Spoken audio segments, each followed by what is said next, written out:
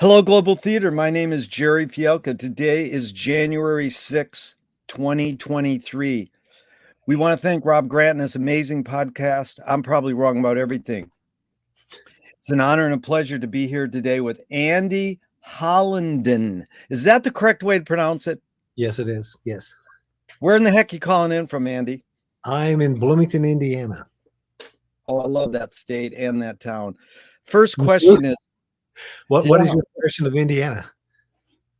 Oh, I love it. I mean, it's just, I was raised in Michigan and I love Indiana. Oh, I got married in Paoli.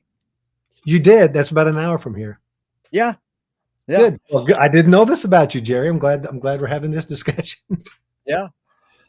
So the first question is, Andy, what is the best thing for a human being? The best thing for a human being? Well, I've always been a big believer in just the very concept of happiness, and whatever yields happiness is I always considered happiness the canary in the coal mine. That if you feel your happiness dipping, that's a sign that something needs to change. It's great. Great word. What's your favorite form of information? How it comes into you? Visual. Wow. And why do you think humans collect or gather information? Well, I think, and this may seem like a dumb answer, but it's a way of marking difference. Yeah. I was this way at this moment in time, and then through some information, I've now become that way. So it's a way of the passage of time. Really, is the difference between one moment and the next moment. Passage of time. I don't think I've ever got that answer, but it rings so valid to me, and like big picture, it's really good. Now, do you think this? Don't mind my following up on that. And a million years ago, and I'm a songwriter, and when I was young and naive, I wrote a lyric, and it said, "Time will stop when men agree." When we all are in total agreement of everything, then that would cause time to stop. Time will stop when we all agree. Yes, time will stop when men agree. And that's kind of a naive philosophy or a thing to say as a young kid, really, when I wrote it, but it made sense at the time. What's the name of the song? It was called "Tread Lightly." It's never been recorded or released or anything like that. A band I had used to play it, but I just had this idea that time is a measure of difference, and then when there becomes no difference, then time will have stopped. Well, it's funny because Frank Zappa listed James Joyce in Freak Out as an influence, and both Frank and Joyce say all times are happening now.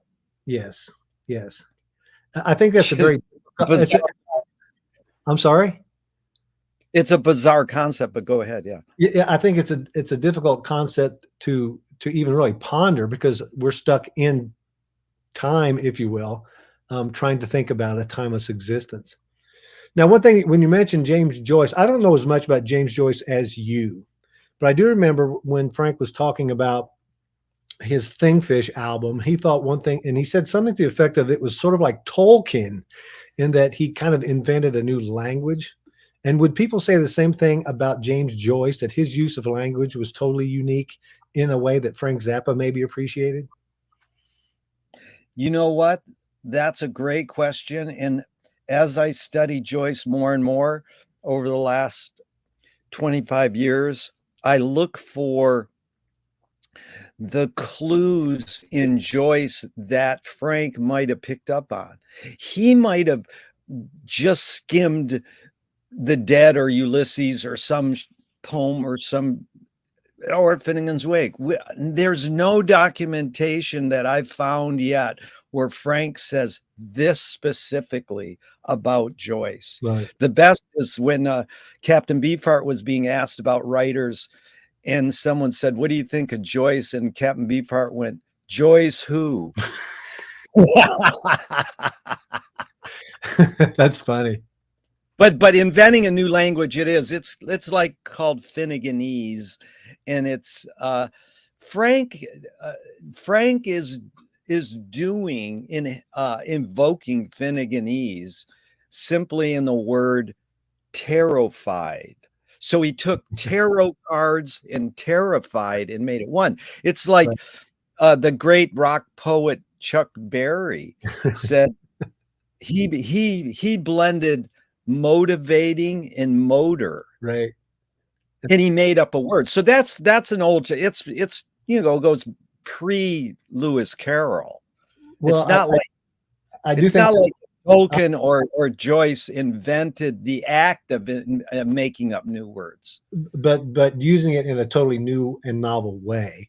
And I would say that I think that's part of what I like about Frank Zappa, both lyrically, but even more so musically. Yeah, What he did, he was creating a language that was pretty damn unique to him. I don't know exactly. anybody else who really spoke that language. And I think we Zappa fans feel like we're fairly fluent at the Oh yeah, language and can understand the language pretty well. And we can only yeah, guess how much we're really getting. And yeah. that's a fun thing to think about. And it's pattern recognition because that website afka.net is every Zappa article almost Mhm. transcribed beautifully and very readable. So Yeah. you can just put in that website and put in the word like I did yesterday, journalism, and see how many times Frank said journalism in print interviews over 30 years. That's an amazing resource. It is. Like I said in our salon, the sad thing is no kid has worked out every auditory interview with Frank and we're able to reference every word. Come on, that's an easy algorithm. And it's up there, It's like, why hasn't that been done? I'll never know. Well, I just think it's funny, and this is an old man thing to say, but like people like our age, you'd buy these Zappa albums as they came out, and you had to try to figure out all this stuff like you were like the only person in the world. Yeah. And you were lucky if you stumbled upon an interview like in Cream magazine or whatever it was, and you were just looking at the very, very tip of the iceberg. And that's what made it. I think it made it fun that way. It made it very fun because it was like he was the first rock star to have a book about him, in my opinion. I mean, That David Wally book. yeah, and Frank disses it, but it is a good book. Anyways, it's funny. Let's go on because we'll get trapped in the Zappa That's what true. do you call it, cave, because this is more about you, but it's like me and you, we can't separate Zappa from us. Right. It's like, okay, we're only going to talk about Andy. It's like, yeah, good luck. Okay. So what is this need or want to collect information more innate or more invented? Oh, I think it's innate. Yeah. Do thoughts create emotions? Yes. Yes. Well, if you don't mind, I'll follow up on that. I sometimes um, ask people to imagine a really negative scenario. Like imagine that, like if you're married, say, and imagine your spouse cheating on you, or that you come home and you find your spouse. You really, and I say, and do you feel some anger building inside of you at this moment? You can. I think it's easier for people to feel the negative emotions that they conjure from, from their imagination. And I say, well, if you can do that so easily with negative emotions, why don't you do that as much with positive emotions? So Yeah. yes, I think it's very easy. I think everybody can imagining something terrible, maybe that would cause sadness or pain or whatever. And that once you realize that you have the capability of doing that, then you need to choose the emotion that dictates how the thought process. I hope that Yeah. made sense. No, it makes a lot of sense. But the next question sort of follow up. Fill in the blank. I don't know what I think until I Think it. yeah. You know what? That's 3 times in a row. So I got it from McLuhan says, I don't know what I think until I say it. And Joan Didion says, I don't know what I think until I write it. So can humans think without language? I don't think I can. I really do. One of the last times that you and I talked at that last event, you did talk about your thought process and what language is your thought process. And I said English. And I thought that was a flippant answer at the time, but I think it's true. I feel that, and I've described this to people over many, many decades, is I sometimes feel like I'm like right now being interviewed. And right now I can talk to you and the words coming out of my mouth I'm trying to explain myself to you. But my thought process, I feel like I'm trying to explain myself to myself. And it's Wow. always in English. And I always feel like I'm being on some level, interviewed, I suppose, like a special guest. Like, but you're trying to be more rational or more emotional or both, because that actually, this is the question. Your observations of humans in general, and then yourself, are we more thinking beings or more feeling beings?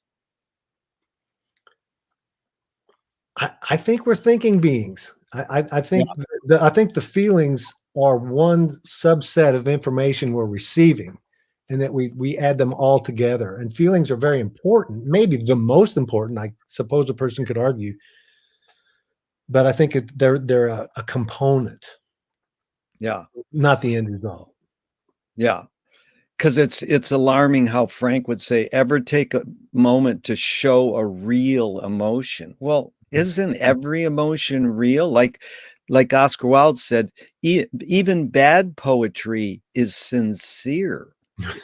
So, I mean, you can fake emotions to a point, but it's like when you feel something, how much is your brain and rational mind helping form that? Because, and literally, I think you can't separate feeling from thought, but we think we can because we invented the words.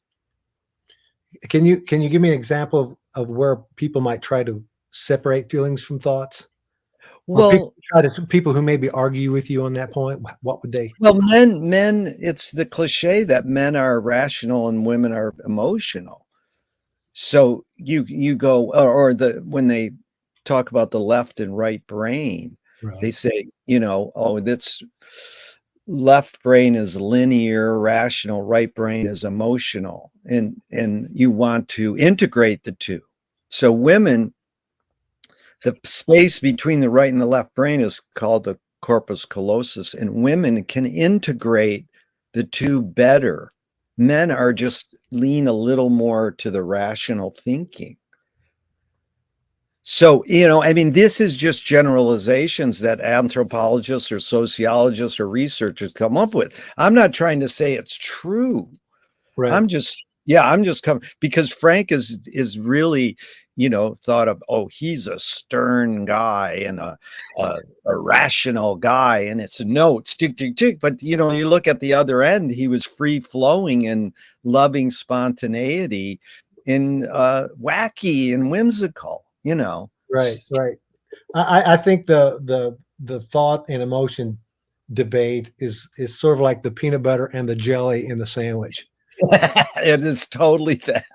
It's the two together that makes a peanut butter and jelly sandwich, but one sandwich might have more peanut butter to jelly ratio and the other might be the opposite, but they're both peanut butter and jelly sandwiches.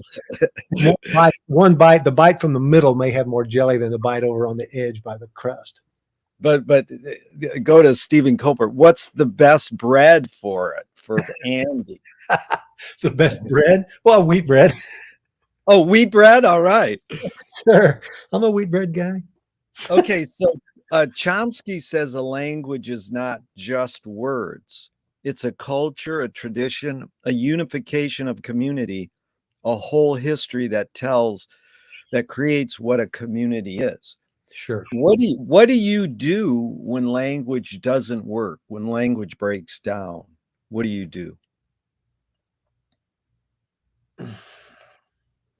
I try again. I restate.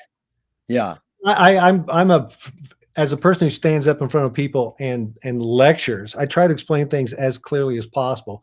But it's become quite clear to me that I can say something, in my estimation anyway, just as clearly and succinctly as possible. and know that some student out there is taking notes and they're getting it wrong. And I Yeah. think, geez, how could I have said that any differently?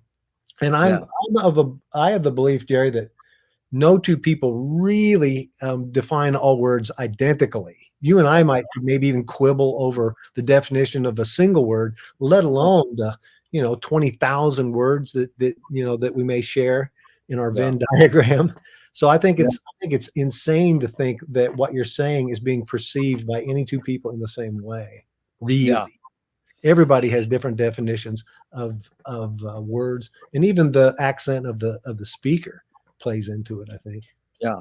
That's T.S. Eliot said, when I talk to you, I've got to use words, and you don't have to. You can use hand gestures, eye contact, and Lily Tomlin says reality is just a collective hunch. So we use words and we think collectively. We get a hunch what they mean, and then if you study etymology like I do, it's an intriguing science because they go, this word came from this root.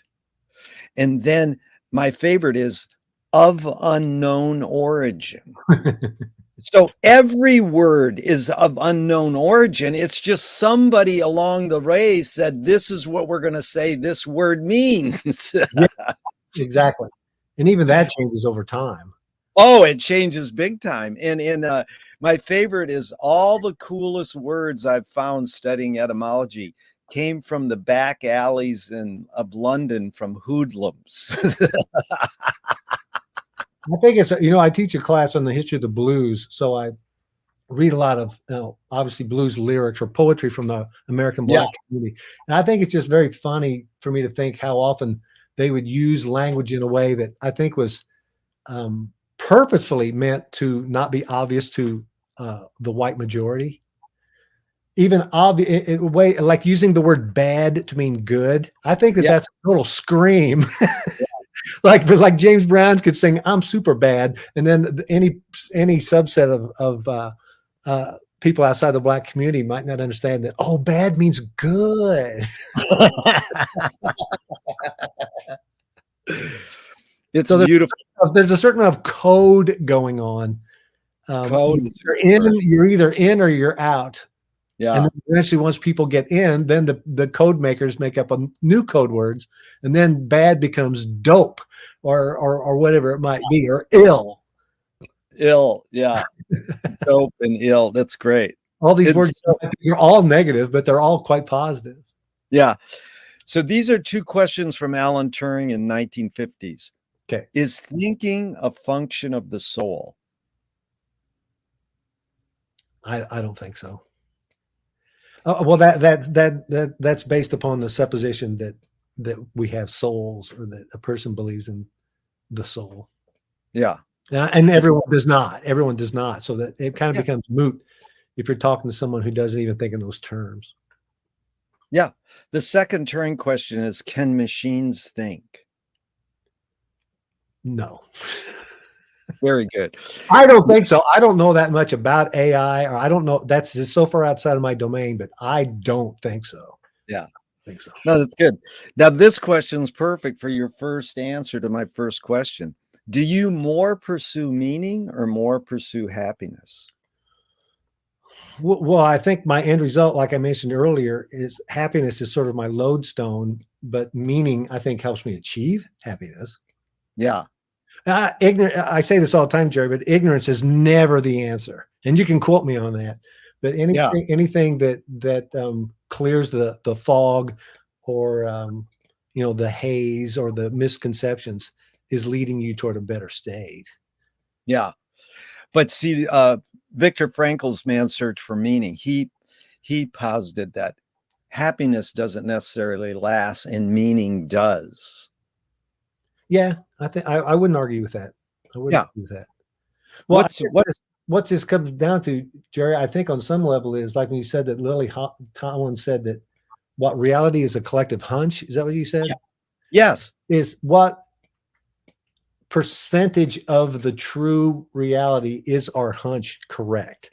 Would you say, oh, we humans, we're walking around and we think we figured out reality, but we only know 0.0005% of what reality really is? Or would you say, no, we're pretty damn close. We're pretty smart.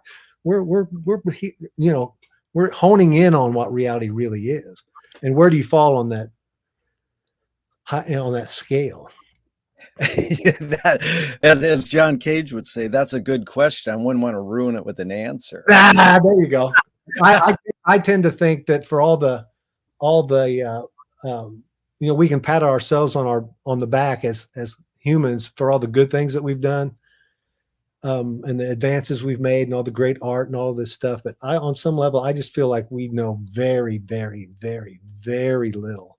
And it's arrogant to feel like that we understand the universe much at all. Yeah. Which is why I tend to just live my life thinking that, well, if after I die, there's something to be revealed, I'll find it out then. I don't spend a lot of time trying to guess something that I think is beyond my capabilities of even understanding.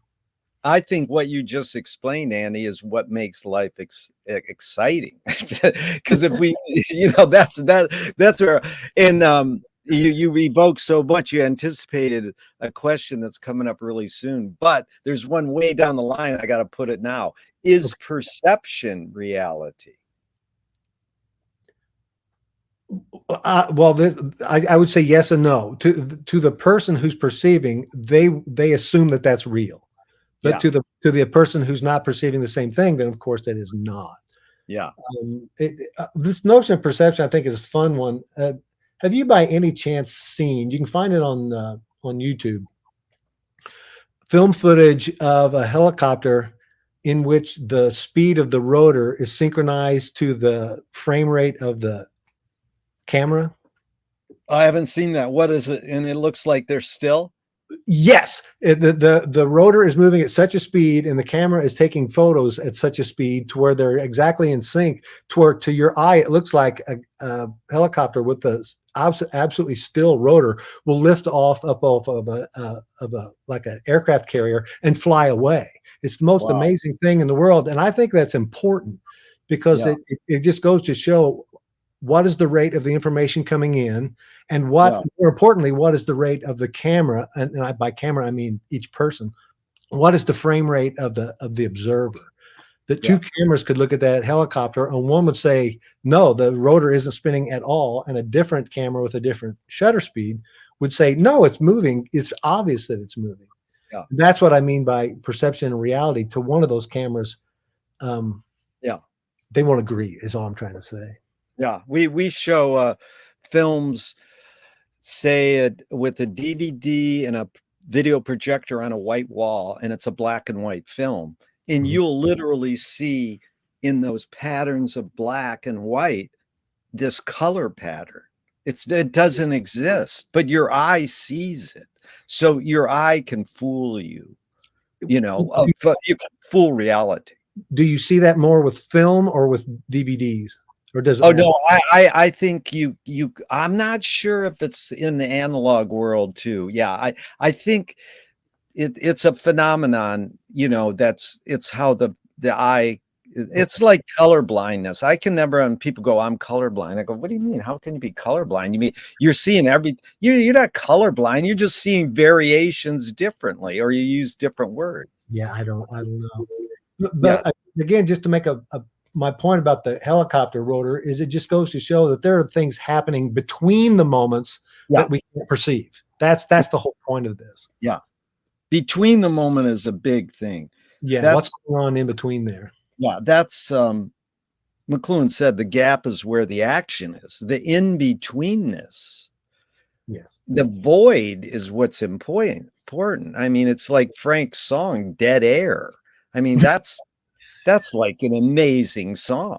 That is like, I mean, it's just a rip of Cage in a way, but it is an amazing song to just, and you know that time when Frank was stopped in the lobby of a hotel by some German executives, and they said, the mothers of invention with Frank Zappa, will you do a song for us? And Frank goes, yeah. And he conducted them, and all they did was mime. No sounds that came out. And I mean, that's the, you know, Frank was a pantomime artist in so many ways. And he proved that, yeah, I can play a lot of nice notes or complicated notes, but at this moment, I'm not going to play any auditory notes. You It's funny.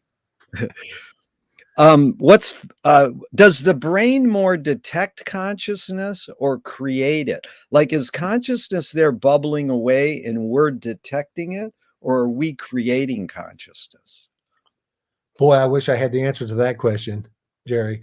I tend to think that consciousness exists outside of us, but we do Yeah, perceive it and how we're feeling in that moment, like whether you've had a couple, 3 shots of whiskey, or if you smoked a joint, or if you're doing LSD, or if you've just, said your prayers, or if you've just exercised, that you're going to perceive that reality in very different ways. So good. I think the brain colors reality. Yeah, that's good. What's faster, speed of light or speed of thought? I'd like to think the speed of thought. It's great, Andy. There's no right or wrong answers, but that one you got right. Well, do you mind if I bore you with another time? Well, a speed No, of light story, and it's please. Zappa related. I hope I Please. hope, I hope your viewers don't get sick of this Zappa stuff. Well, the very first time I met you was in the '90s when I came out to visit Gail Zappa. Frank had already died, and I was invited out to the Zappa house. Remember, I don't know if you remember meeting me, and you took me down to the Watts Towers. Oh yeah, of course. Anyway, my whole point is this: before I came out to meet Gail Zappa for the very first time, I was all excited. You understand? And anyway, one night, within a week before I went out to LA to meet Gail and you, I couldn't sleep. It was in the middle of the night. I was thinking about the speed of light and rates and the passage of time and blah, blah, blah, blah, blah. Anyway, so I couldn't sleep, and I was having what I considered deep thoughts at the time. And this is not common for me, but I turned on the light next to my bed and I grabbed a pen and a pad of paper, and I took notes on my thoughts, and I wrote. And then at the very bottom of the page, I wrote, therefore, the speed of time equals the speed of light. And so, I figured it out. Time equals the speed of light. And so then I went to sleep. Anyway, fast forward to when I'm out in LA, and I'm sitting on Frank Zappa's couch in Frank Zappa's basement talking to Frank Zappa's widow. And we're talking about these very topics. And she said, I thought this was, I guess maybe I'm blowing my own horn on this, but Gail Zappa said to me, she goes, this is what I miss the most. And I said, what, Gail? And she goes, talking about time and science and this type of stuff. Frank loved to talk about this stuff. So I thought that's fun. At least I could be sort of a pseudo Frank stand-in for her. And then at some point during that conversation, Gail just said, time equals the speed of light. Oh my God. I couldn't believe it. Yeah, I asked her. I said, "Well, why? It was just too much of a coincidence. Why did you say that?" She was just like, "Oh, no real." She didn't have like a big reason. She couldn't hold it over me like, that she, was psychic, or there was no big reveal. She just said the exact same thing I had written down on that piece of paper a couple, 3-4 nights prior. Did you tell her that? Yeah, then? yeah.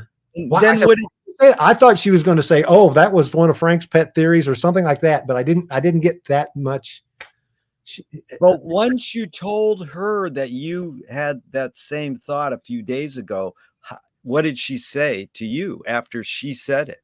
Well, you would think I'd be able to remember the whole conversation better than I'm relaying to you, but she just said, "No, I just said it." She didn't attribute it to Frank or this or that. She heard it. She either, like me, seemingly thought it up herself, or maybe Frank and she talked about it and agreed on that. But anyway, she said it, and I was just totally flabbergasted. Well, no, the kids. I don't have a good ending to the story, but it was. No, it's great. But you didn't tape it either. That's the sad thing. No.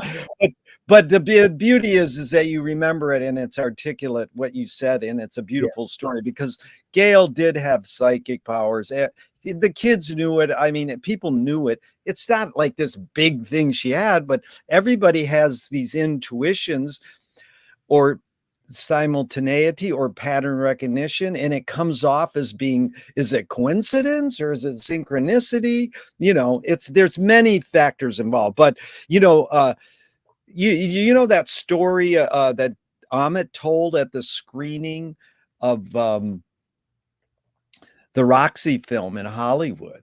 He said Gail helped save us Americans because her dad worked for the government, and she was being a secretary in his office in this big building, and people could look in the windows and see the files. And Gail said, Dad, you got to turn all the files the other way because these guys could be taking pictures. And it was such a beautiful theory. And it is, there's, we can go into that tangent, but it was so cool because people love to diss Gail, and she had strengths and weaknesses. But, that Frank was lucky having Gail, because he basically said, can I go in the basement and write music all night and then sleep during the day, and you run the business and raise the 4 kids? And she did. So, that's sort of lucky, I got along. Okay. I got along with her fine. Yeah. I know that's cool. Some people have other stories, but I yeah, presence. Yeah, that's very cool. But anyway, so I say to you, I think time equals the speed of light. Does that remind you of anybody? Have you heard something like that? I mean, that's heavy. I'm gonna look into it deeper, but I love that you came up with it and then Gail reset it. Yes. And then I will search it out with my heavy philosopher thinkers, and they'll say blah blah blah came with that. It doesn't matter, because you could have read it in some book 10 years before you did that and you forgot. And that's what, Frank said it. I brought it up in the salon. My friend thought that Joel Selvin, the San Francisco rock critic, had said this in an article about Frank, and we're still trying to track it down. So if you ever find it, he says, what's a genius? And Frank says, a genius is someone who plagiarizes and you don't know where they got it from. So, you could have got that from some book or some lyric and not know it. And then you repeat it and you think, oh, it's fresh for me. And it is fresh for you. You don't know, So it's just like everything is in public domain, everything's in flux, and we're just pointing at things, Well, I do find a lot of times I'll think up something that it could be like wordplay or something that I think is funny, and I think that's a pretty good one. I now will always Google these things that I think up, and I do think I think them up. I just find that other people have thought them up too. That's it. That's it. At one point, I needed to. I've only released one vinyl LP in my life. I've released a bunch of CDs, but I released one vinyl LP. So I thought I needed to come up with a name for a record label. Yeah, and I tried to think up all these terms. So I would Google them. It's shocking how many of the things I thought up already are in existence. There are already record labels called this or that. Exactly. So you have to really check yourself these days. I can't imagine you be a comedian and assuming every funny thing that you think is totally original. Yeah. And you need to put it in quotes, because if you don't put it in quotes, you get so many more hits. And then there's so many tricks on how, like I made a film called I Am Not a Robot, and I went, oh, I better check it. And there was already a new wave pop song called I Am Not. So I just changed the word spelling of I to EYE. and so that came up, but it doesn't mean that someone else hadn't done it. Right. It's quote Investigator is a good website, because you find a quote, writing about rock music is like dancing about architecture. And then they'll say, well, here's who could have said it. Maybe it's Frank was the first, blah, blah, blah. And, another one that Frank says is actually, he probably got it from Harlan Ellison. And I forget which one it is, but it's a good Frank line. And we all think Frank came up with it. And he probably read it in the late 60s and started repeating it. And so we think it's a Frank original. And it's not that he ripped it off. Which is what? I forgot what the line is. I'll figure it out which one it is, but it's interesting because Frank and Harlan were both in LA at the same time, you know. Like you, I did look into the one writing about music is like dancing about architecture. I kind of came away from that thinking maybe Martin Mull was the first to say that one. Well, Martin Mull's a Zappa fan. When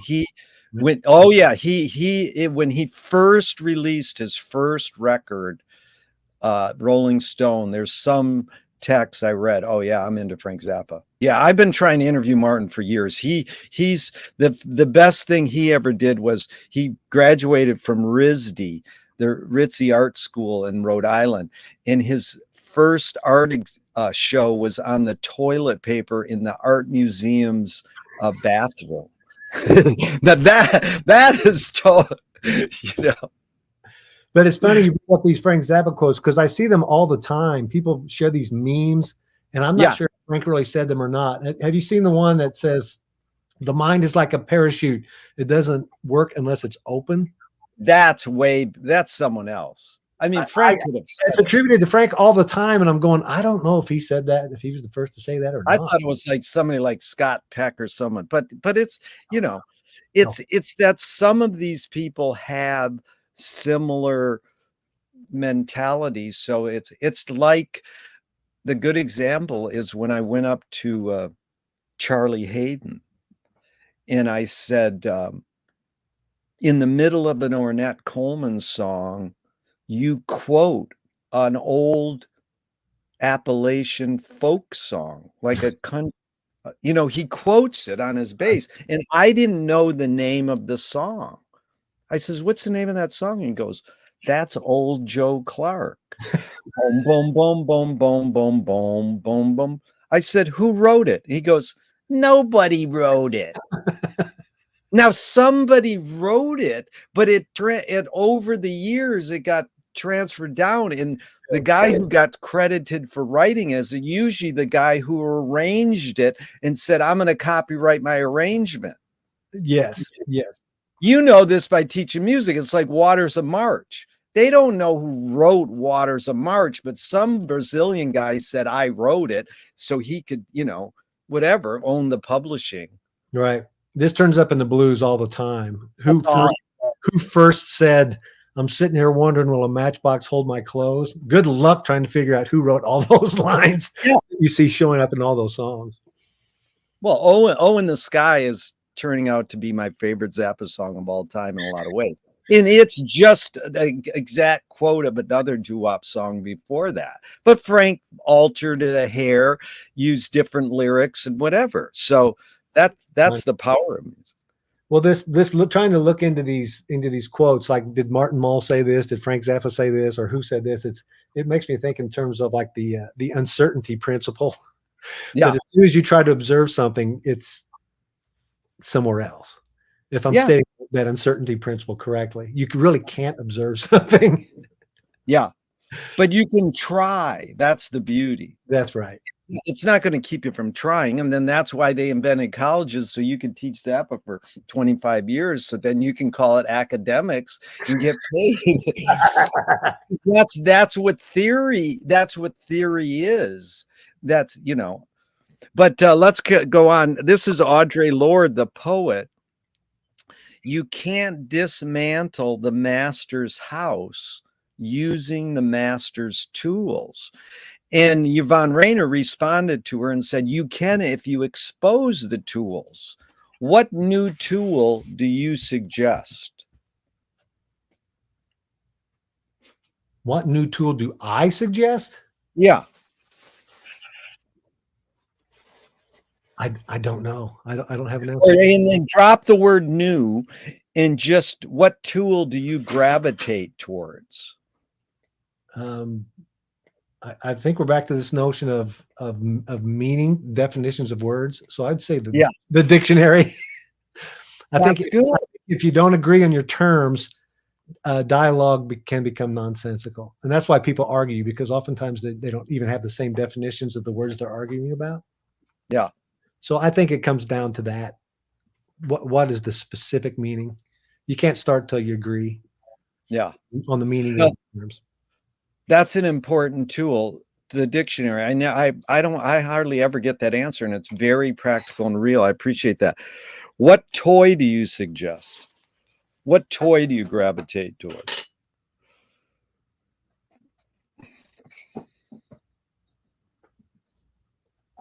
You know,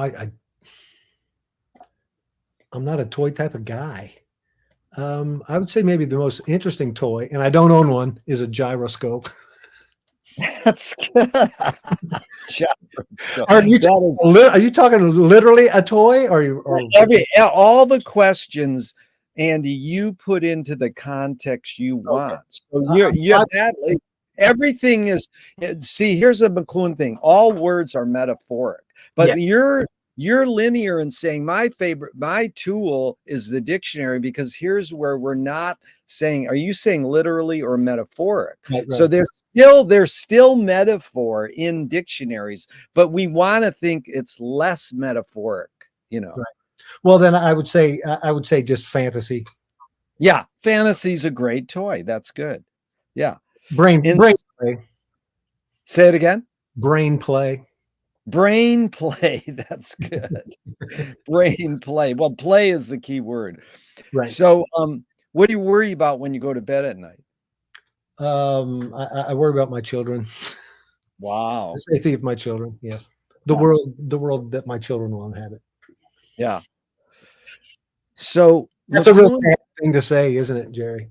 No, it's not. Look at my mom was accused of worrying too much. So I got up at her wake service and I said, there's a lot of people in this room who worry that Dolores worried too much. You know, there's a fine line, I think, between worry and concern. Yes.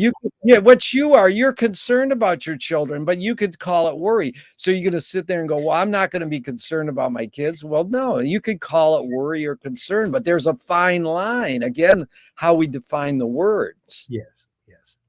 I don't worry a whole lot. My existence does not breed a whole lot of worrying.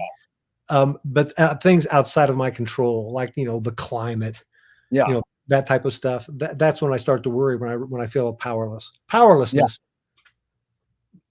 Powerlessness breeds worry. Yes. Yeah. McLuhan learned from the poet Ezra Pound that artists are the antenna of the race, meaning musicians, poets, painters, filmmakers, artists are the antenna of the race, and they're broadcasting and detecting the hidden psychic effects of our inventions so that we might be able to cope with what we don't like about the inventions. So I asked you the question Marshall probed his whole career. Why do we ignore the hidden psychic effects of our inventions, even though the artists are broadcasting them to us?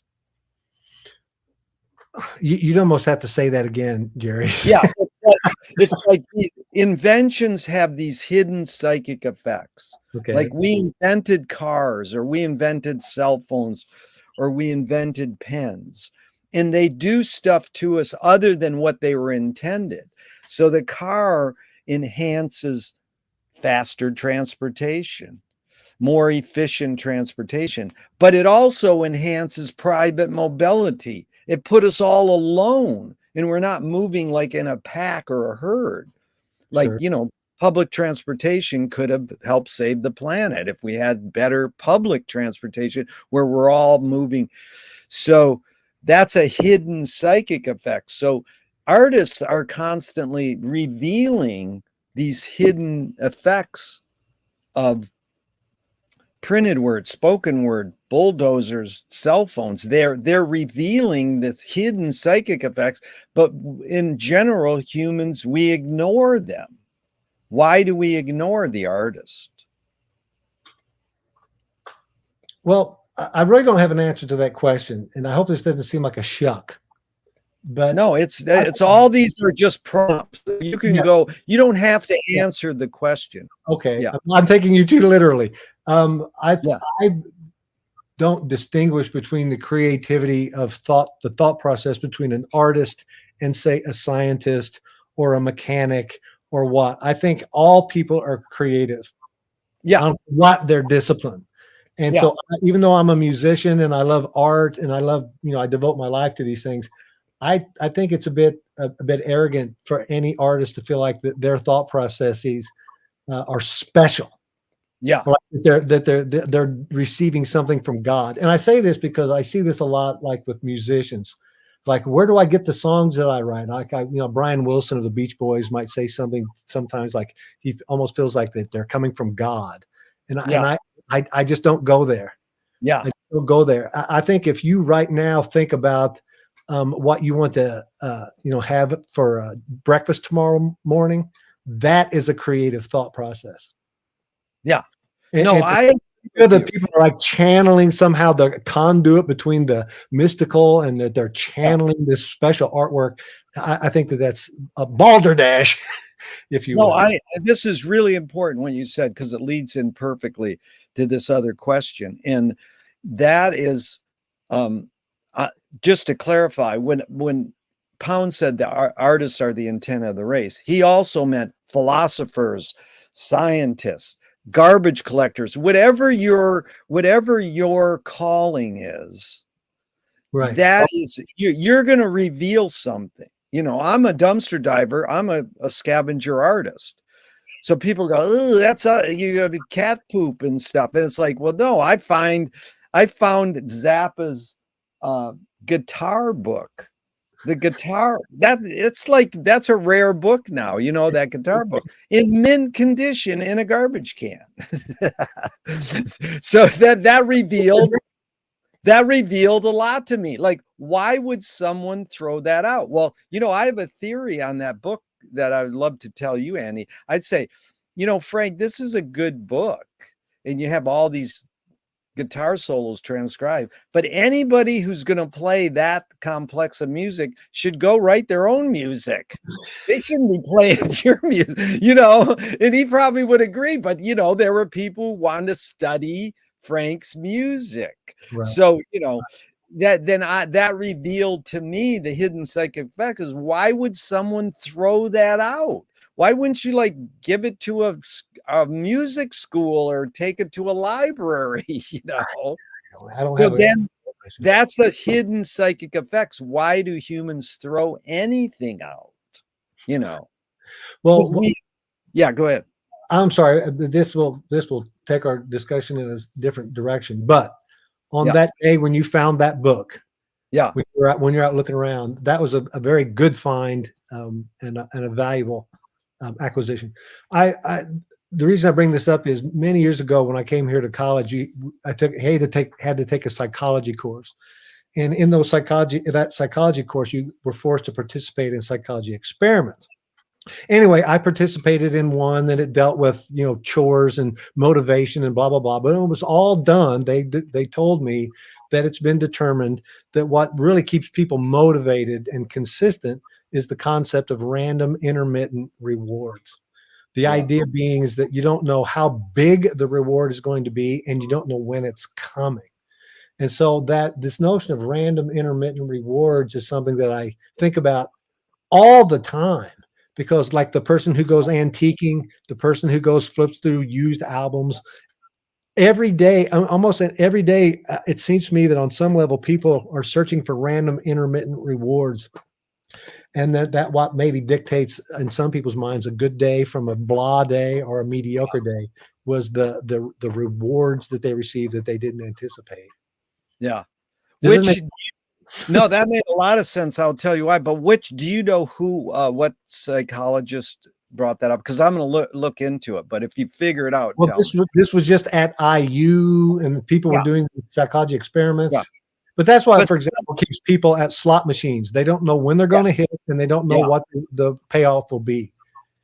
So if you want to keep people motivated, deliver random intermittent rewards. Yeah. Well, I would tell you two things. One is, when I worked for George Carlin, we got this flyer in the mail, and it said, "I'm trying to get more control over my spontaneity." That's a flip of what you're talking about. But when you say random intermittent reward is anachrony, that if Frank said, I randomly take this drum track and randomly take this bass track and put them together and they work for me, that's the reward. Right, right. And then I'm assuming that there are times that he puts things together and they don't work to his satisfaction. Of course, yeah. So yeah, we're stumbling upon things. And I guess that's really kind of what it comes down to is I tend to look at life as we're just kind of bumbling and stumbling along. And every once in a while we'll kick up something of value or entertainment or joy. Andy, that's Buster Keaton. He turned his stumbles into a dance. That's a pratfall. He turned the pratfall, like a falling down, into a dance. I mean, really, that's the whole essence of Finnegan's Wake by Joyce is you fall down, then you get back up. You fall down and get back up. Well, why are you getting back up? Because you think it's worthy to get back up. If you fall down and stay there, then it's like you touched on two really important things. But let's go to this one first, and that is exactly what you talked about. Is a couple minutes ago is what two of my film heroes say. George Manupelli, who's right there just north of you in Ann Arbor, he started a film festival 61 years ago, the Ann Arbor Film Festival. Yeah. And his mantra is ignore yourself. Jonas Mekas says there is no self-expression. And Cecil Taylor, who Frank listed in Freak Out, said, I'm just a vehicle and this stuff just comes through me. So you were talking, you gave the example of Brian saying divine inspiration, whatever. In fact, Cage said the function of music is to calm the mind and soothe the mind and make it susceptible for divine inspiration. So that sort of sounds more like the Brian Wilson kind of thing, like by saying divine. But again, the word divine could mean not godly or churchy. It could just be some inspiration. So then I think I'm sorry to cut you off, Jerry. It seems to me that they're just assuming that when you think that thoughts are coming, from outside of you, and or like we talked about earlier, I think that everything you're thinking and creating mentally is coming from within you. Yeah. Well, that's this. You're anticipating answering the question before I asked it, so it's good because you've already tackled it. But I want to go and just add a addendum to it: is art making, music making, more self-expression, or more you're a vehicle for whatever technology, cultures, or environments are dominant?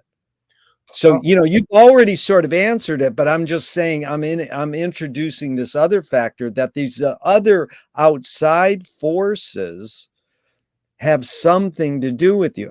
And I'll just, before you answer, let me just interject two little things. Because right in Ohio, James Brown's drummer they said, where did you get your sound from? He's the architect of funk drumming. He says, on one side of my house was a factory, and on the other side of my house was a train track. So it was like, so he, and Ginger Baker said the same thing. Where'd you get your drum sound? He says, I was in London when they were bombing us. Boom, boom, boom, boom, boom, boom, and it goes on and on. These are people that are affected by their environment. And then the great one is for Frank goes, if I had the synclavier, I never would have toured. And it's like, thank God you didn't have the synclavier, that you had to stand in line at a burrito stand on Melrose Avenue and be a normal human so that you could write songs like the Mud Shark and stuff. That's what would he have written if he had the synclavier and he was in his basement his whole career? It would sucked. Well, it would have been instrumental music. Well, we don't know, but I mean, Well, it could. people have been entertained by it, but not many people would have. But I'm saying, is it? I know it's a stupid question, but it's more the prompt, because you're saying it comes from within. But is the creator also being more self-expression, or more a vehicle for the environment, the technology, the culture that they're in? I think I just think it's more of the self-expression. I really do. I Yeah. mean, the technology, these are all tools. But Yeah. again, we're talking in terms of taking your creative thoughts and turning them into something tangible that other people can perceive. But I Yeah. feel the miraculous nature of creativity is the stuff that's going on in your brain right now that no one will ever, but you, Yeah. understand or perceive. Yeah. I mean, if I suddenly had a machine where I could think music and then it turned into something other people could perceive, I'd be prolific as hell. Yeah. I think that's kind of what Frank was talking about. If he just had a machine that could turn what was going on inside of his head into something, then he would never have to leave the house. Yeah. But I think I really do. I don't know if I'm coming across as a curmudgeon, but I think people are being a bit self-deprecating, or maybe a bit a little bit of cosmic debris when they credit their creativities and creative thoughts to forces outside of them. Yeah. As though I am an antenna for these special forces, and the average person is not. And I think that that's unfair to the average person. No, I like that. So Thomas Nordig said something to me years ago too, and he said, someday we'll be able to just think up a song and it will come on. I'll go, that's called dreaming. and now it's like you've got all this vinyl and tapes in back of you and all that. It's so much easier. I'm sorry, I'm lazy. I go to YouTube and I put in Johnny Darling by the Feathers, and it plays in a second. I don't have to pull out a 45, and I know it's great to see and know all that stuff, but the immediacy is amazing. Yes. How fast, Yes. And it's horrible because when a Zappa album and then it plays you the one song and then it cuts to something else, it's like, oh, you hate that. Yeah. Yeah. I'm glad you brought up dreams, because like when people, I don't know, for example, like a person feels like they need to go to Mexico and do ayahuasca or whatever, and it's great, and sit in a kiva and experience some, whatever the drug might conjure in their minds. And I'm not anti-drug, don't get me wrong, Jerry, but I think these people are just kidding themselves, because you do that every night in your dreams. Already, you see you're living other realities, and they're believable, and all kinds of crazy ass shit happens. And then some people act like it's really amazing that you can take a drug that simulates a dream. Yeah. It's like Frank being anti-drug, and I always loved that. Ray Collins said, "Dude, you need to chill out and go take acid and sit at Big Sur." And I thought that was a legitimate thing to say to Frank, because he could have used a little chilling out. But Frank was a drug user. Coffee and cigarettes are drugs. But there's a difference in what you're saying, because acid is a little stronger than coffee in cigarettes. Oh, yes, of course. But I think the lesson, and I'm not the first person to say this, but the lesson to be learned from any of these things is that the introduction of whatever it might be into your brain alters your perception of reality. Hello. And once people really grasp that concept, then you don't need those things to illustrate it. Including food. See, when Frank didn't eat good, and we brought up peanut butter and jelly sandwiches early, and it was like, why should I worry about eating good? I'm just going to eat this sandwich because I'm so intrigued about writing music for 8 hours, 10 hours a day. Right. And so that could have been his ability, to create this 60 albums in 30 years, and then he goes, I'm out of here. Right. I did my job, Yeah. And, I mean, that's a person who just looks at food as a necessary, for sustenance. Yeah. And the person who actually enjoys food, I think, is luckier than a Frank Zappa in that narrow domain. Yeah. I, Now, I just think in terms, Jerry, of how big is a person's window of acceptability? And yeah, if you only like heavy metal music, then you're missing out on tons of shit. And yeah, so if you only like pizza, then you're missing out on tons of food. yeah, And so I just yeah, think anything that opens up people's windows of yeah, acceptability within yeah. legal reasons and what have you, then there's way more stuff out there to enjoy than people understand. Yeah, no, I agree. Frank maybe didn't enjoy enough stuff because he was too busy doing other.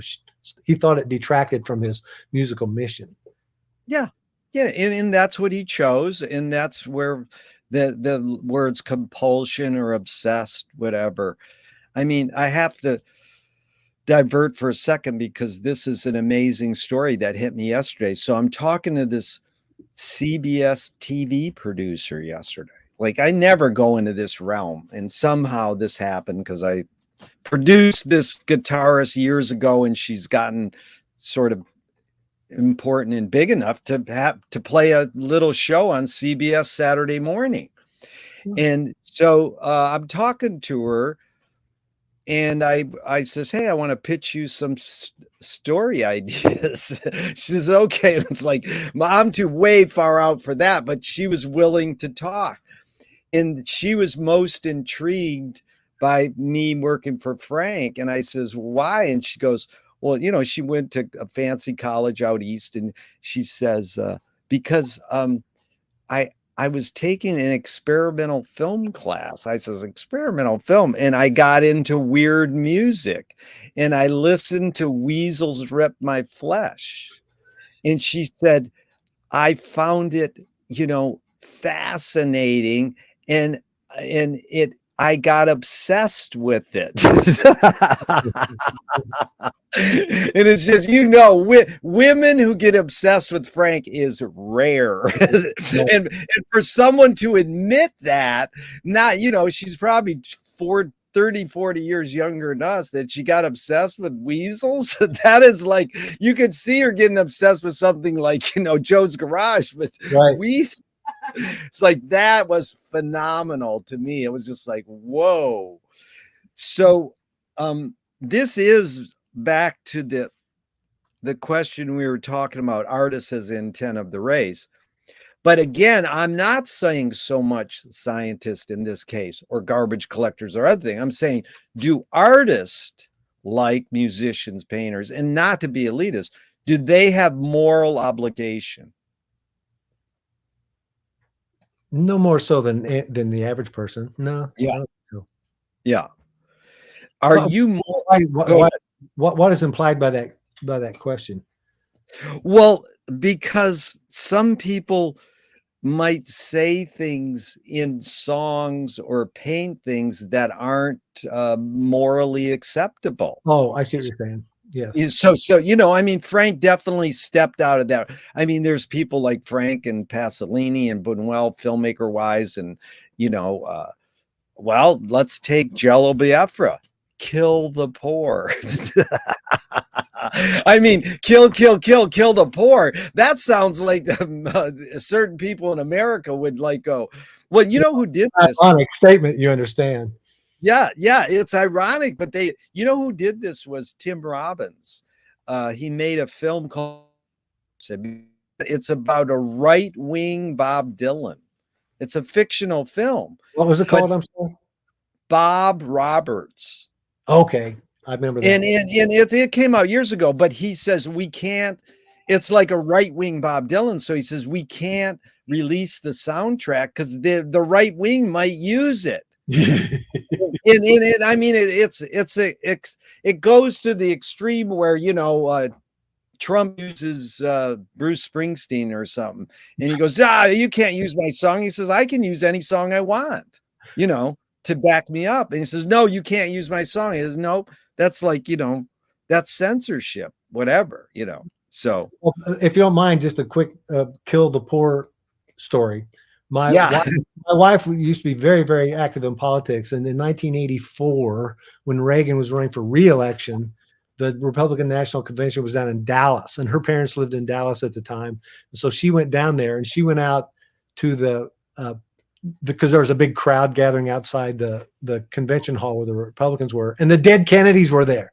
The dead Kennedys set up in the parking lot, and she said that whenever Reagan and those guys would either enter or leave the auditorium, the dead Kennedys were there, and they would strike up "Kill the Poor," saying at Ronald Reagan as he walked by.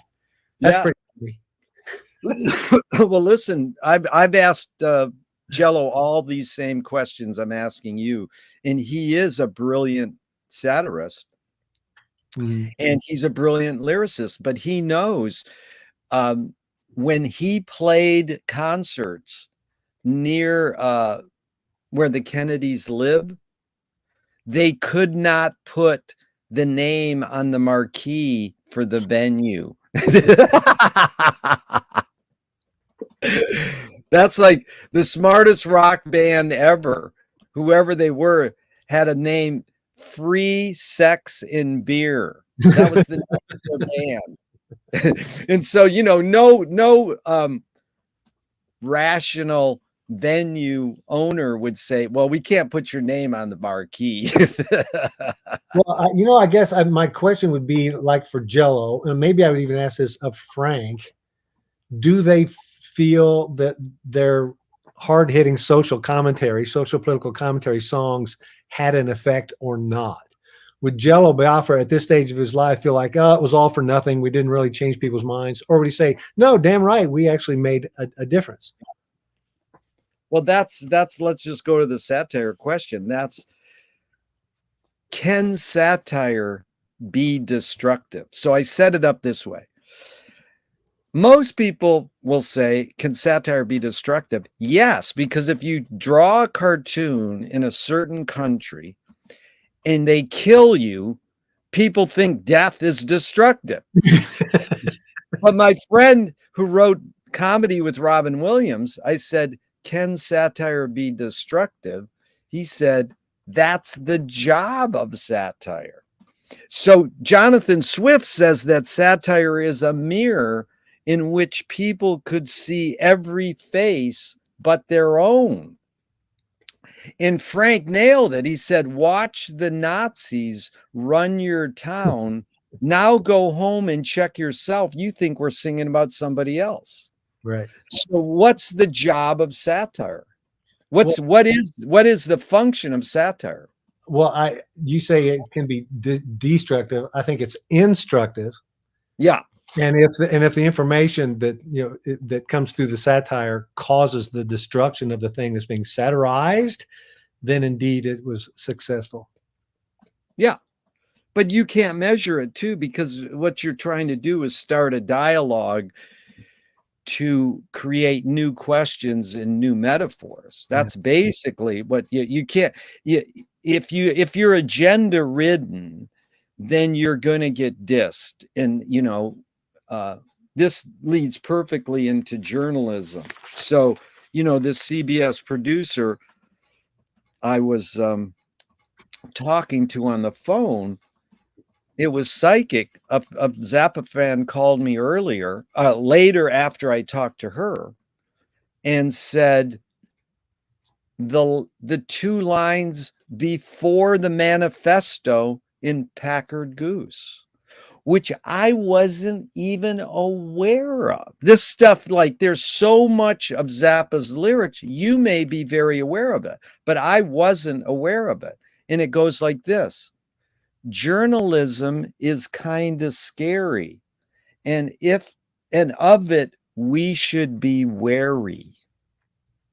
Did you know that line was in Packard Goose? Well, it is in Packard Goose. No, I mean, I know, but did you recall it, and you already knew that? Yeah. Well, yeah.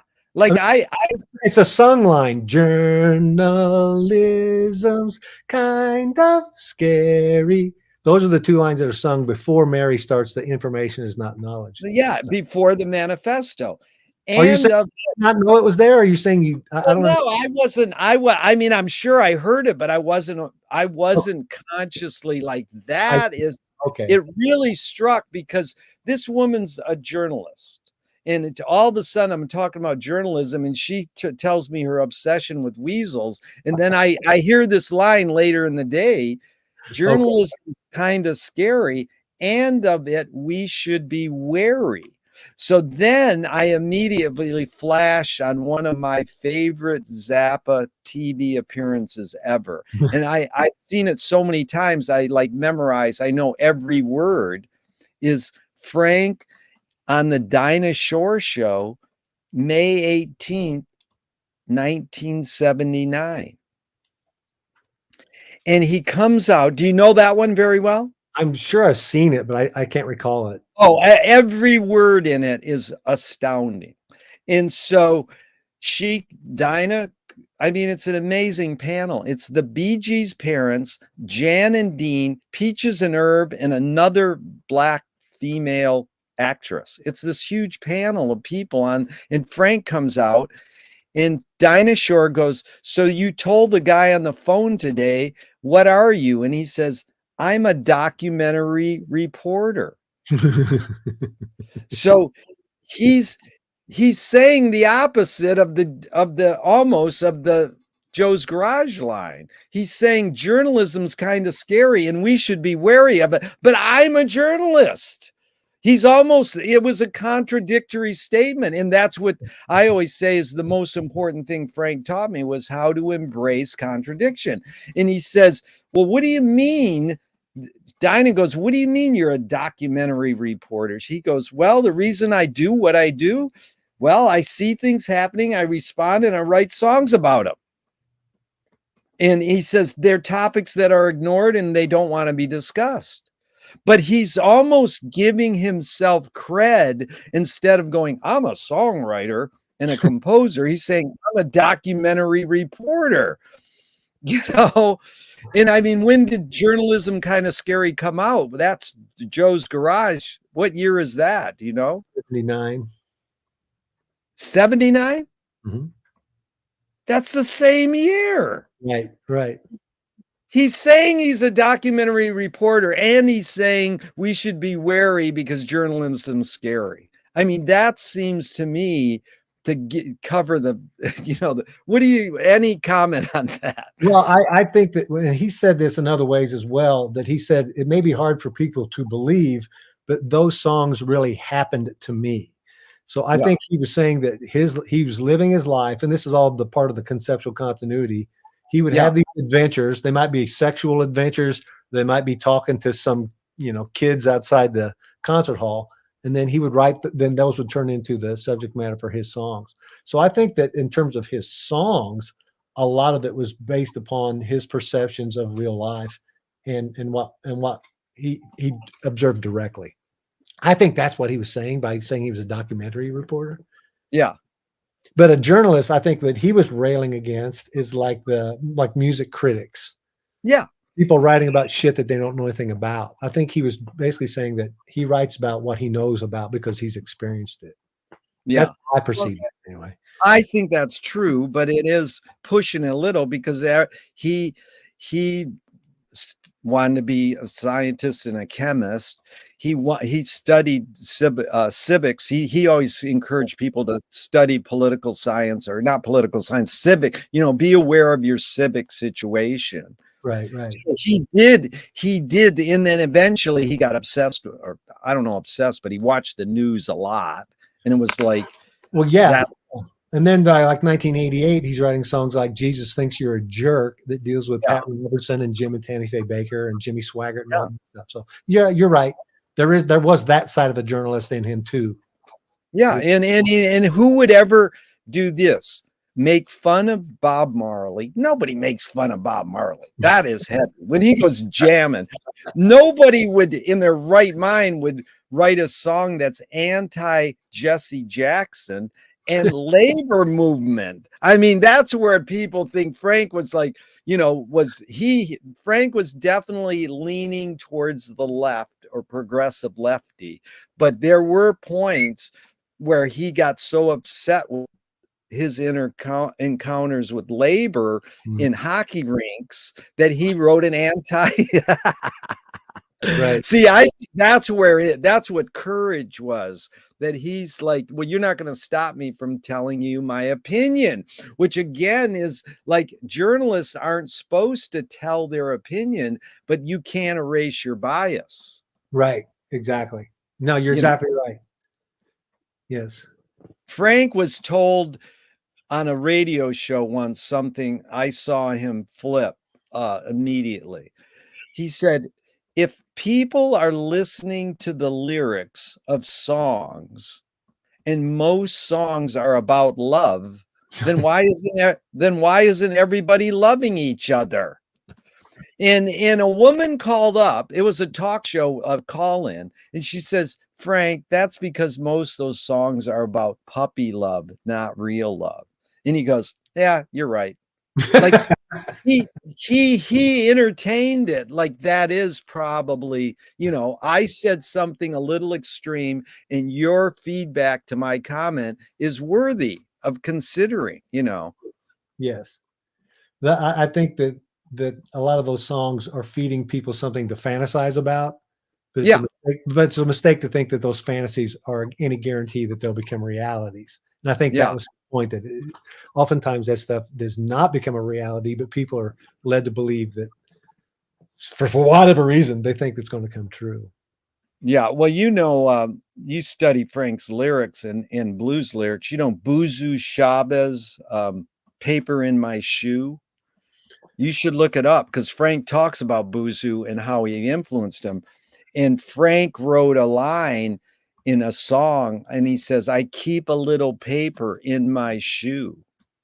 What song is that? I forgot, but you could figure it out. A Zappa lyric where he says paper in my shoe? Yeah. He says, I keep a little Wino Man or some I think it's around Zoot Lures. He says, I keep a little paper in my shoe. My friend interviewed Buzu Chavez and he says, what does that mean? He said, it's to block the hole in my shoe. I keep a little paper to block the hole. And I asked Frank, what do you think paper in my shoe means? And he goes, you keep a little $1 or $5 in case of emergency. You keep a little money in your shoe. And I says, Buzu said it was not that. He said it was that. And Frank goes, oh, okay. He was willing to learn that the songwriter meant this. But it wasn't wrong that Frank thought it was something else, because then Frank wrote the great song, I can't afford no shoes, And look at this. It goes full circle to Ray Charles, who Frank quotes in White Boy Trouble, literally quotes, Ray Charles line.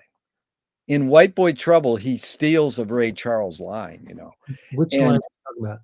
It goes, white boy troubles. Ooh, got a heavy burden. Cars fucked up. Ooh, but what is?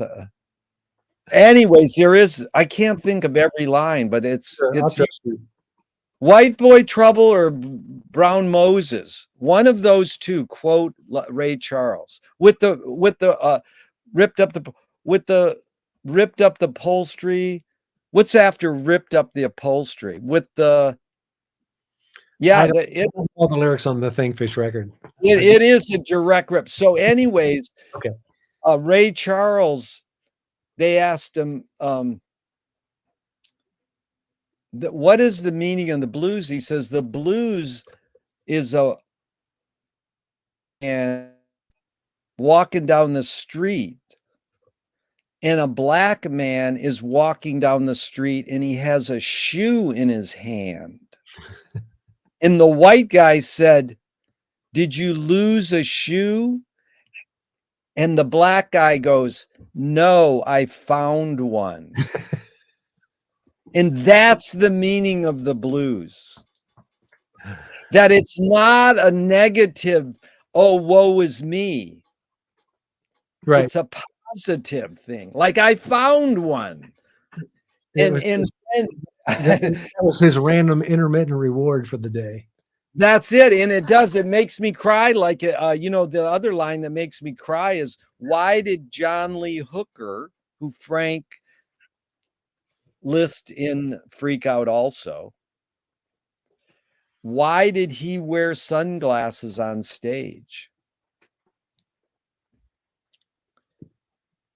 Because he didn't want the audience to know he was crying. Oh, that's hard. Now it's joyous music, but it's interesting that he would say that, because the other flip is John Lee Hooker sent Captain Beefheart a Christmas card, and because they were friends, and it had a picture of John Lee Hooker on the cover of the Christmas card with a beautiful blonde woman on his lap. And you opened up the Christmas card and it said, "Merry Christmas from your favorite hooker."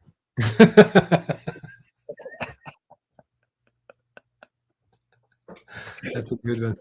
That's a good one. Well, this has been truly enlightening, Andy. We got a couple more, and I'm going to have to insist we're going to have to do a part 2, because let's do a part 2 sometime, because usually I get through 30 to 40 in 90 minutes, and we've gotten through 10 in 80 minutes. I'm sorry, was I long-winded? No. You don't have to apologize. I like this when this happens, because it flushes things out more. Are you more afraid of new ideas or more afraid of old ideas? Old ideas. Yeah. Outdated ideas. The people hanging on to old ideas that should be discarded. Yeah. Yeah. Can you conjure up your earliest memory ever, or one of them?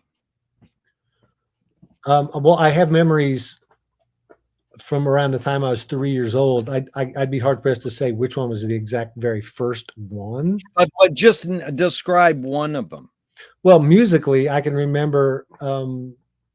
I tend to tell people that the very first song I know for a fact I can recall was "I Get Around" by the Beach Boys. I was born in 1961, and "I Get Around" came out in 1964. So I was 3 years old. Because I can remember my family had a tape recorder, and my big brother Jeff sang "I Get Around" into the family tape recorder, and we just listened to it and cracked up. So I know for a fact I can remember that.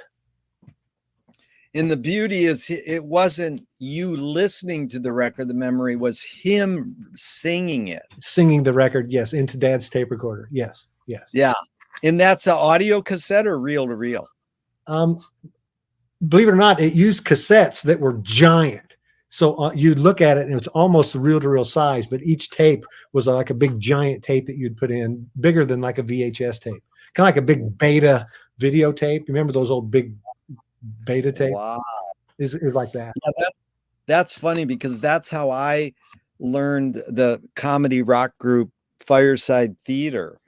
The chums in my dorm could recite every word, so I wasn't really listening to the albums. I was listening to people who memorized the album. Yeah, there you go. Go. I'm always reminded of a story. Do you know the band the Minutemen? They were a punk band out of San Pedro. Of course. Well, Mike Watt, the bass player, he always told the story of meeting D. Boone, the guitar player. He said D. Boone kind of jumped out of a tree at him and then was just riffing and saying all this hilarious shit all day. And so Mike Watt was like, wow, this guy I met, he was so hilarious.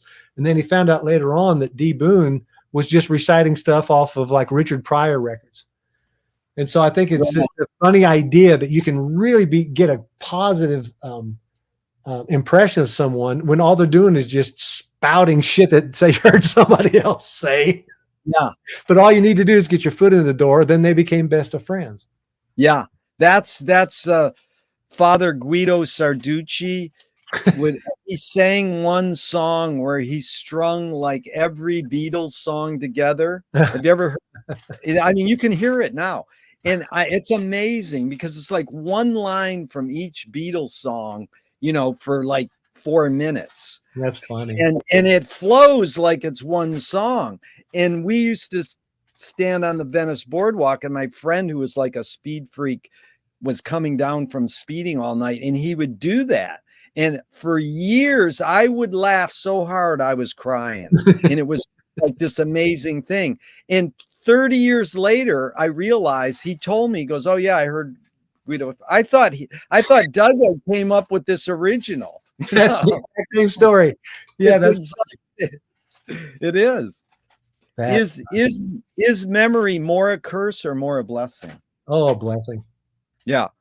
And I say that because, you know, people, I think I do think I have a good memory. People tell me this all the time. And I think is what make, again, we're back to this notion of time. But everybody always talks about how life is so short and it goes by so quickly and stuff. And I don't feel that way. I think that life is pretty damn long. And I think maybe I can say it because I remember a lot. Yeah. If you went into a coma and then woke up 20 years later, those 20 years would have gone by, you know, in an instant. Yeah. So the people who obliterate their memory, I think, experience a shorter life. And I'm not talking in terms of what age they die. It's how much can you even remember? So the person with a good memory lives a longer life. Yeah. Yes. Do you can you tell me someone within your, you mentioned your older brother and your dad, but tell me someone within your immediate family, just briefly, and then outside your immediate family, who had an impact on you, kind of like a role model, and what specifically was that impact? Well, I would say musically, probably my oldest brother. I have an older sister who bought like the 45s, like I get around, like I mentioned. She was so much older than me. So when I was born, we already had early Beatles records in the house, Motown records. I remember when she had "I Can't Get No Satisfaction" by the Rolling Stones. Anyway, she got married, moved out. Then my older brother started buying all the records, and he's the guy who bought the first LP. I was quite shocked when he came home from the record store and he bought an LP. It was the "Are You Experienced" album, Jimi Hendrix's first album. Yeah. And so I became a Jimi Hendrix fan when I was about 6 years old. And so that, and I teach a class on Jimi Hendrix, by the way. Yeah. So the concept of listening to music of that quality and quantity set me on this course of being a music nut. So I guess my big sister primed me, and then my big brother, you know, really drove it home. Yeah, really refined it. Did you hear Dweezil playing at the Jimi Hendrix festival in Austin? No, I did not. Dude, he plays with Eric Johnson. This is about 3 years ago, and then he played this year too. But they don't have the tape of him, the YouTube video. But I found this one, and it's called "Freedom." You know that song, "Freedom"? Mm-hmm. It's Eric Johnson and Dweezil playing "Freedom." I didn't know that. I do recommend watching him because I think Rainbow Bridge is some of Hendrix's best.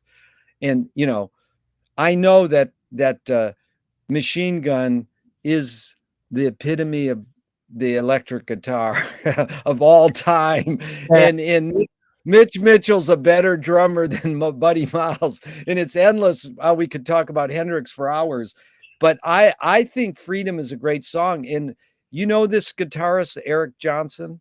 I know of him. I'm not real familiar with his recording. He's really clean and he's really fast, but it's beautiful to see Dweezil and him on one song, because Dweezil came out of playing because of Eddie Van Halen fast. Yeah. And all of a sudden, Eric's playing these solos and they're too fast to capture the essence of Jimmy. They're really tasty and good, but Jimmy didn't. He knew dynamics. And then the contrast is all of a sudden, Dweezil is playing slower and showing you like the essence of Jimmy a little more. I was sort of shocked because I thought it would be like this dueling of the shredders, you know? Well, I'm guessing here because I didn't hear that, but I think Dweezil has benefited from traveling around the world all these years playing his father's music, because he had to adopt more of Frank's style, which was based more on the blues.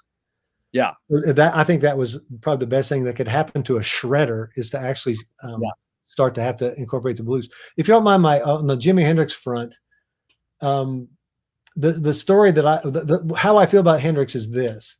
Do you by any chance remember the 1968 Olympics when the long jump record was broken? Yeah. Anyway, for the people watching, there was a guy, and I've told this story before, so forgive me, but there was a guy named Bob Beamon, and he was one of the better, long jumpers in the world. That's why he was at the Olympics, and the world record was 27 feet and some inches. Anyway, Bob Beamon in 1968 in Mexico City, he jumped and he went so far that it was like people were confused because they didn't know that a human could do this. He jumped well over 29 feet. Jesus. He broke the world record by like a foot and a half. Usually when you break a world record, it's by an inch or a fraction of an inch. And so my point being is that Bob Beamon proved to all long jumpers that a human being could do this. Yeah. Jimi Hendrix's Electric Ladyland album came out about within a week of the 1968 Olympics, maybe about a week before. And like Voodoo Child's Slight Return is on there. And so I tell people, that's what Jimmy did. Jimmy took the guitar. He jumped so far. He went so far that he proved to humanity that this is even possible. Yeah.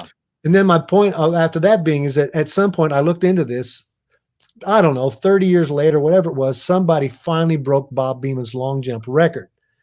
But my point is the guy who broke Bob Beamon's record doesn't matter as much. Bob Beamon's jump was the better jump. Yeah. And that Jimi Hendrix's advancement of the guitar is such that I don't care what guitars have come since Jimmy, nobody has taken the guitar and kicked it down the road as far as him in one fell swoop. This makes sense.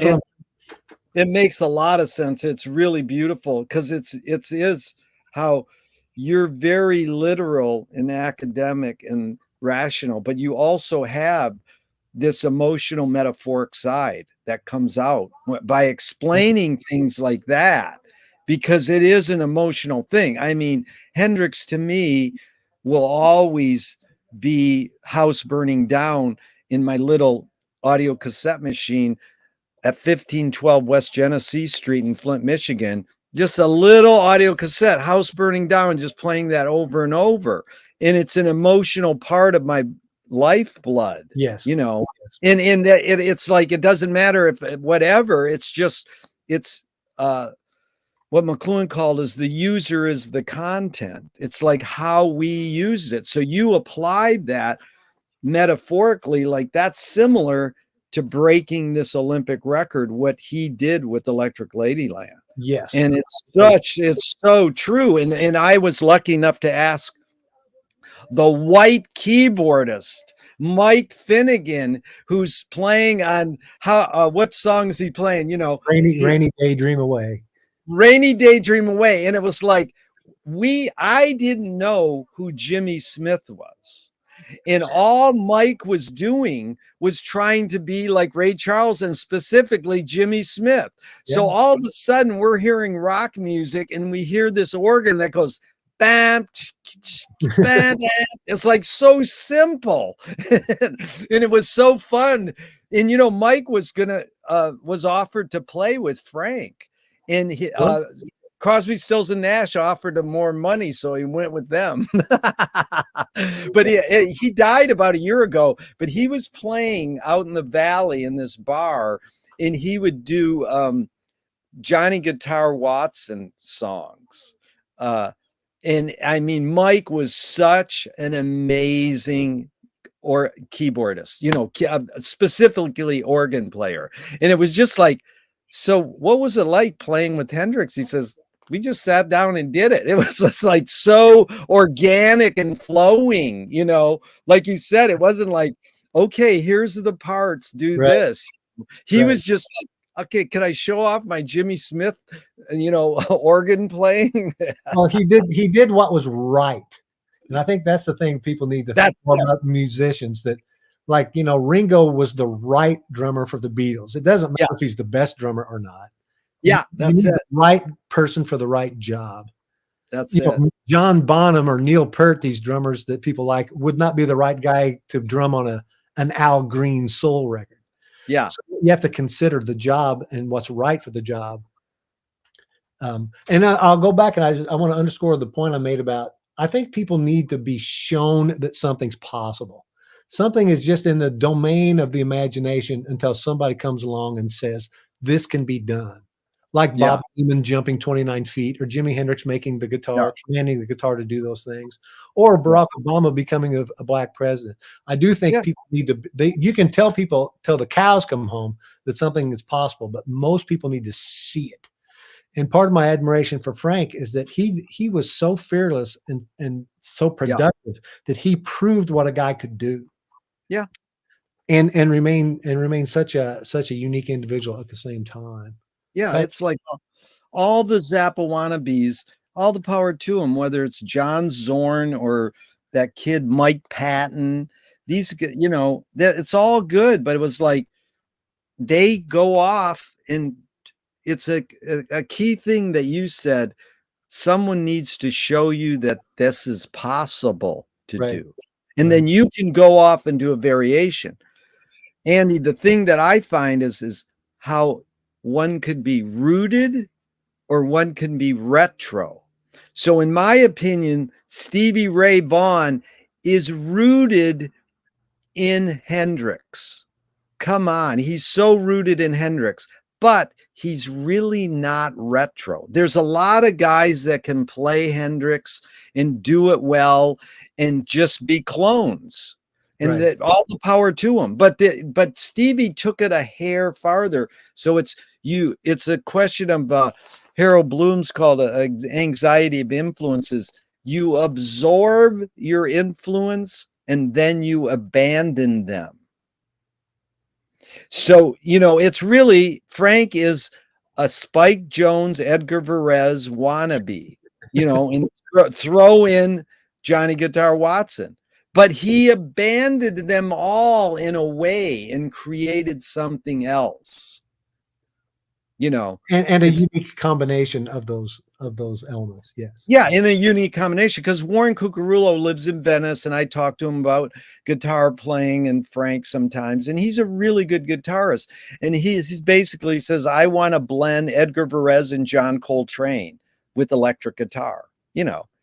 And so it's like, this is, I think what you're saying is Dweezil came out of the shredder world, and then he had to slow down. He went to that, I can't think of the guy's name right now, but he's the best guitar teacher in the world. And he said, teach me how to play like my dad. So he had to abandon his, you know, literally he had the smarts. Like, I have to learn how to play like my dad, not like Eddie Van Halen trying to play Zappa, you know. Right. And use the speech influenced rhythms of Frank's playing. Yeah. That's what I think Dweezil most needed to learn. Yeah. As opposed to the metrics, if you will, of an Eddie Van Halen. The metrics, because that was the problem for the first 10, 12 years of Dweezil's shows. When I would see him playing Frank, it was like, dude, you got to play a little the solo of your own. Don't play the album notes. But, you know, he chose to play the album notes. And so that's fine. But towards the end, there were a couple moments where I was like, finally, he's playing Dweezil. I saw him at the Roxy once, and it was bass, drum, and Dweezil. The rest of the band was laying out.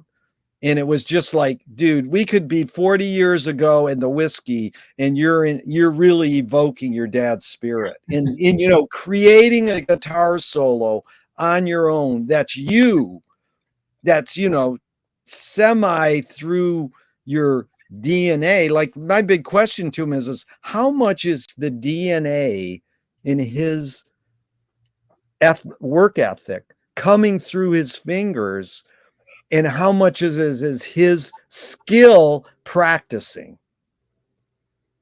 It's hard to separate that. How do you separate that? Because, you know, it's, you know, when you hear Keneally or Vai play the Zappa solo, it's like, give me a break. That's too fast. Right. That's not Zappa. Sorry. Now, by the way, do you know Dweezil's bands, the players in his band? Do you know his drummer Ryan? Oh, yeah. Yeah. Ryan, I don't know him personally, but I know. Yeah. Ryan took the music of Frank Zappa class in 1996, the very first time I taught it. Yeah. So when I taught that, he learned about Frank Zappa in that class, and then went on to become Dweezil's drummer. No, dude, that's what I'm saying. When I saw those three people, that one moment at the Roxy, that was Ryan. It's amazing. Yeah. Well, it sounds like they were inspired. They And were totally inspired.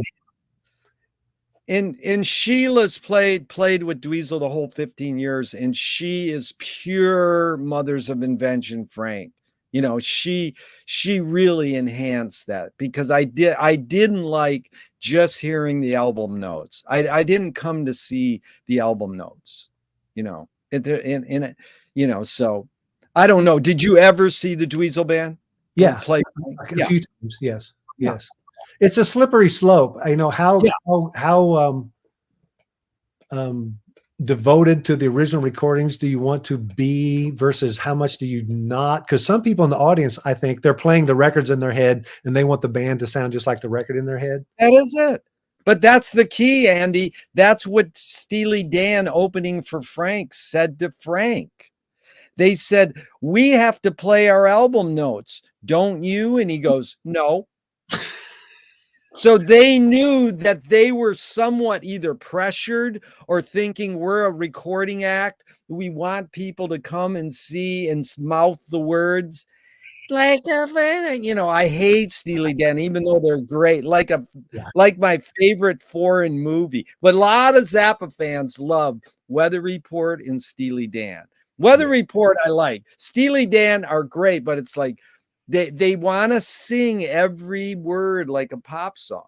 Now, that's fine, and I see it when I go see the Zappa band at the Baked Potato several months ago. It's like I said in the salon, it's like 50 guys our age mouthing every word. Well, I had to learn real quick. When I was in high school, was the first time I saw Frank, and I showed up and the band came out. And first off, I didn't recognize it was the band with Adrian Belew. Yeah. So Terry Bozzio, I knew who Terry Bozzio was, but everybody was new. I'm like, who the hell are these guys? And they came out and they played music I'd never heard before. And I was bewildered, because usually you go to a concert and the band plays the songs you expect and you participate and blah, blah, blah. Man, I learned real quick, all expectations go out the window when you walk into a Frank Zappa concert. Yeah, that's the beauty of it. And see, here, I think this is one of Frank's greatest things is I mentioned in the salon, and Gail said it well too, that Frank could pull out of people what they don't know is even in them. You know, I mean, he pulled out of you without even you. Did you ever meet Frank? Well, I shook his hand once after a concert. So that's meeting him. Yeah. But I think he pulled out of you your talent at educating people about his music. He pulled it out of you. He gave you, he sort of like opened up the opportunity. But he could have, like when George Duke came out with that band with Stanley Clarke and Billy Cobham in Schofield, we were like, why doesn't Frank just have George Duke, Stanley, and Billy Cobham? And it's like, no, that's not what Frank's about. He wants to get the puppies and spawn them, so in the long run we'll have a better world. Don't fucking get the greats who are already can do it. And we did. That's why you know, he enabled the youngsters to grow, you know. And it was like they were eager. They wanted to please him, and they worked cheap, so it was a win-win situation. Right, but it's also he was enabling them to, you know, grow as musicians and learn and get better. And it was like Weather Report did the same. They it was like a school. You went to the Weather Report school, or you went to the Zappa school, and you went through it. Now, the funny thing is, which is controversial now, with Ed Mann's sort of thoughts about Frank, whatever. I don't know if you follow those, but when it would say on an ad in a music magazine, it would say ex-Zappa percussionist's first solo album, and they asked Frank about it, and he goes, well, if he's ex, then that should tell you something right there. He's no longer in my band. Well, I think about that a lot, in all honesty, that how many of the people who played in Frank's band that, whose names we know quite well, how many of those guys would have had a career if it had not been for Frank? Yeah. I'm sorry, but Jimmy Carl Black probably never would have been an internationally known drummer if had it Yeah. not been for the Mothers of Invention. So a lot of those guys really, really, as much as they maybe complained about him later on, he's the reason why we know who they are. Oh, that's huge. That's huge in the Beefheart world too, because all the Beefheart sidemen have written books dissing Don, and John French's is like 2 inches thick, and it's like a 20-year therapy session. But he knows Don enabled him a career, but also did things that he felt were whatever. So Right. but it's the other funny thing I love is when they ask Frank, what do you think of jazz rock fusion? And he goes, the only fusion I see is between the musician and the cash box. Like, you put this beat to jazz and then you'll sell more records.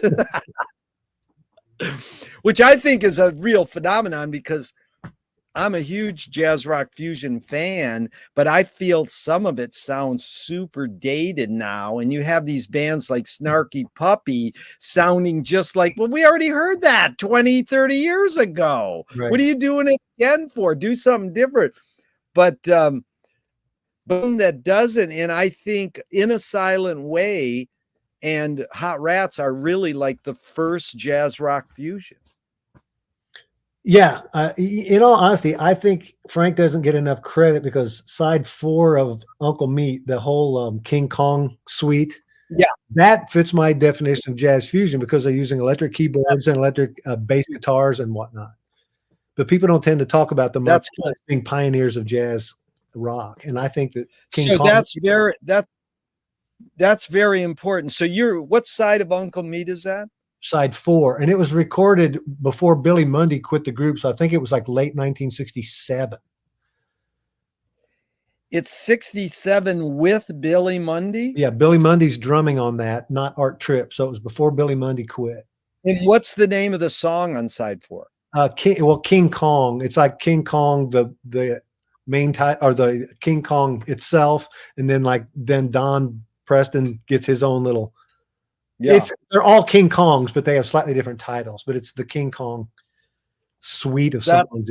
Because see, that is before Hot Rats. Yeah. So you're even saying, when I say that Frank invented jazz rock fusion or helped, I should be saying side 4 of Uncle Meat before Hot Rats, really. I would, and that may be before In a Silent Way. Yeah. I don't know the timeline exactly, but very interesting. But it's funny you said Billy Mundy, because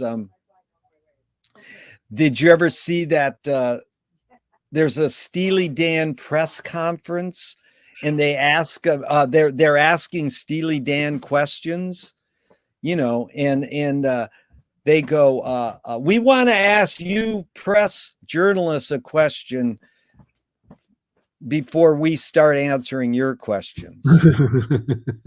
and they said, like, who was the first Zappa drummer besides Jimmy Carl Black or something? But the answer is Billy Mundy. And it's so funny because those guys are very aware of who Frank was. And, that you could play rock music that wasn't like loose and sloppy, that you could play some really accurate, Right. That's funny. Yeah. But it is funny how far I was hoping we'd get off on Zappa, and we sure did. So still, I only got to question 10. Now, do you want to go another one? I'm sorry, I lost you there. You're frozen. Can you go another 10 minutes, or do you got to get going soon? I'm yours, Jerry. Okay. But you're welcome. I always have this kind of paranoia that people are going to feel I'm a blowhard.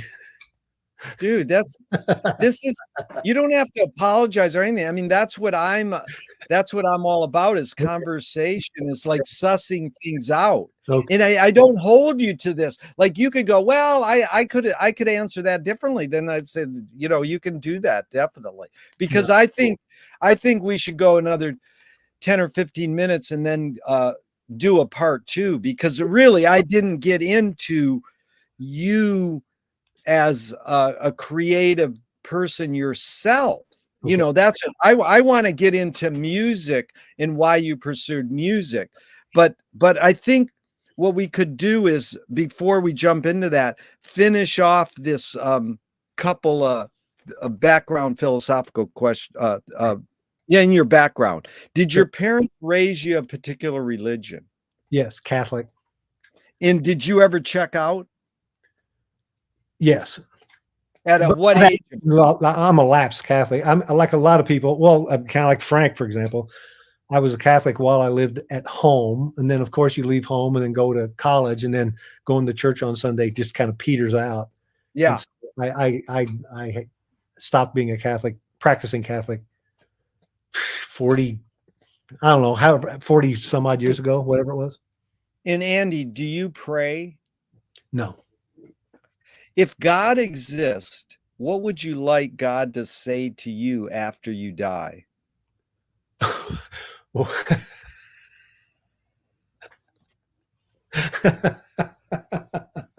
That's good. I'm glad you're laughing. Well, I on some level, it's just words of appreciation. Like, Andy, you were a pretty good guy. You were entertaining. That I would like God to say I was entertaining. I like that word. You know, that's the funny thing, that both Dylan and Frank, they don't really want to be called artists. They want to be called entertainers. You know, I think it softens the blow, because they think, well, and I do truly think they're both high artists. Yes. But they don't want to be called an artist, because they want to have like a cheap out. Hey, I'm just an entertainer, so I can get away with anything, you know? Yeah, I think they both realized that people would start to put them on a pedestal and look up to them as gurus of sorts. Yeah. And they both wanted to put the kibosh on that. Beautiful. I think people really, as far as Frank is concerned, I think a lot of people were just dying to be able to model their lives after him or look to him for advice and this stuff. And I think that he wanted to be ridiculous enough to where he could dance away from those accusations. Yeah. And it's funny, because today we're celebrating the release, the world premiere of Tyler and my film about Bob Dylan and Frank. You know, the day Dylan went to Frank's house. So it's a little 3-minute film, and it's, you know, like I said, it got rejected from a bunch of film festivals, and we're finally putting it on YouTube today. Hey, okay. So you can watch it later, but it evokes this the mistake back in journalism. Be wary of it. So, you know, Dylan mentioned Frank Zappa in the Wall Street Journal a couple weeks ago, and you know, he had a knowledge of Frank, because in the 80s he went to Frank's house unannounced, uninvited. Right. He said, "Hey, I'm Bob Dylan. Will you produce me?" That is just like surreal. Like, yeah, Frank, come on, sit down and I'll listen to your songs. And so the Wall Street Journal article was hard copy and online.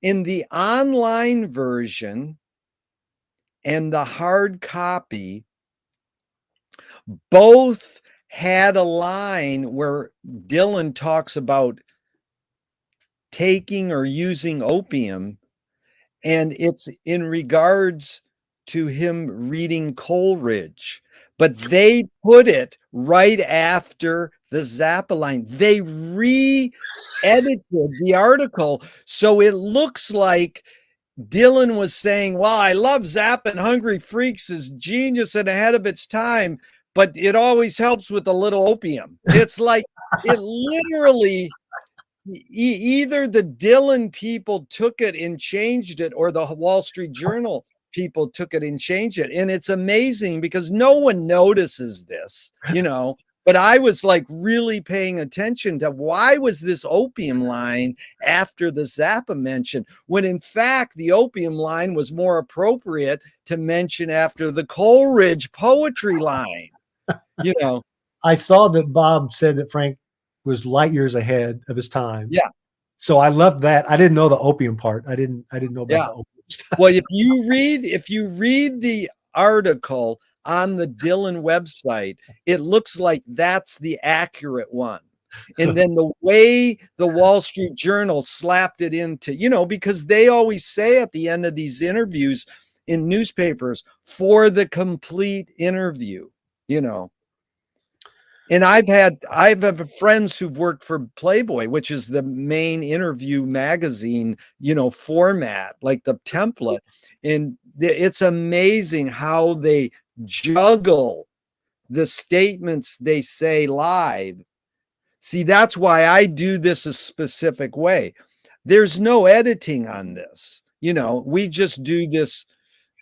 Like Mike Finnegan said something he didn't want in. I says, I don't edit it. So it's just that the interview with Mike Finnegan sits in my archive. It's not released because he says I want it edited. And even after he dies, just to show respect to his family, I won't edit it, put it out edited. Huh. But anyways, the next question is, do evil people exist, or does evil use people as a vehicle? Well, that question is based upon the assumption that evil is itself a tangible thing. And I don't think in those terms. Yeah. It's like cold is the absence of heat. And I would say that what people perceive as evil would be an absence of goodness. So I think I think there are people who are totally bereft of goodness, I suppose, yes. But it's not because they've been inhabited by some force outside of themselves, a demon or a whatever. Yeah. I don't think in those terms. The real hidden question, though, Andy, is how do you advise someone to deal with an enemy? And I set up with a few thinkers. Alan Watts says, if you acknowledge your enemy, you empower them. Coppola stole from the mob and the samurais, keep your friends close and your enemies closer. JFK said, forgive your enemy, but don't forget their name. And Fellini says, I need an enemy. So it's a lot of thoughts. A basic question is, how do you, Andy, advise someone to deal with an enemy? But first, how would you respond to Alan Watts? If you acknowledge your enemy, you empower them. I'm with Alan Watts on that. With all those different methods, if you will, that you just listed, I'm with Alan Watts on that. I tend to just extricate myself entirely from that type of person or situation. Yeah. That's more my method. Yes. Because it's interesting how Frank did this, people tend to think that he was anti-authoritarian. And we've talked about this in salons that didn't get taped. I know you were on one a couple years ago. And a lot of Zappa people think that Frank snapped back at authority because he got busted sort of for that tape. Sure. And he'll go, I'll show you. So he fought authority the rest of his life. And I think that Frank indeed wasn't that. It was just, he was a playful, like the Balinese have no word for art. They do everything as well as they can. It's sort of like children, they just do, they just play. And so what do you think of the roots of Frank's anti-authoritarianism? Was it like empowering the authority because he was snapping back at him, or no? Well, maybe I'm not exactly answering your question. I think Frank was just pushing back against unfairness. Yeah. I think on some level he really did believe in fairness and treating people well and not interfering in other people's lives. Yeah. So he was real quick to rise up on his back legs and snap at the people that he saw doing exactly those things. Pompous politicians, perverted politicians, or pedophile priests, or any number of his targets were because that these were people who were breeders of unfairness. Do you think fairness is more innate in humans or more invented? Like that need or want to be fair? Well, maybe this is naive to say, but I think that it's natural for people to lean toward fairness. Yeah. I say Yeah. that because children aren't that way. You Yeah. learn to become cutthroat in a way that you're not born into that. Yeah. It's like hating. A sociopath or something, I suppose. But I think in general, people, I tend to believe in the innate goodness of people until they become spoiled. And again, Frank, I think saw people being spoiled in any number of ways. Yeah. Not spoiled like in riches, but just being turned foul. Yeah. And it's interesting how Scott Tunis talked about Frank as being a storyteller. And in part 2, we'll get into your like motives of why you tell stories in songs, or do you tell stories, how important storytelling. And a experimental filmmaker, Hollis Frampton, said narrative is born among the animal necessities of the spirit because we're waiting to die. Can you forget to die?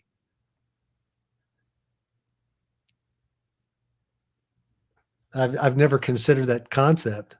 I guess I would say, what do you mean forget to die? I don't know what that means.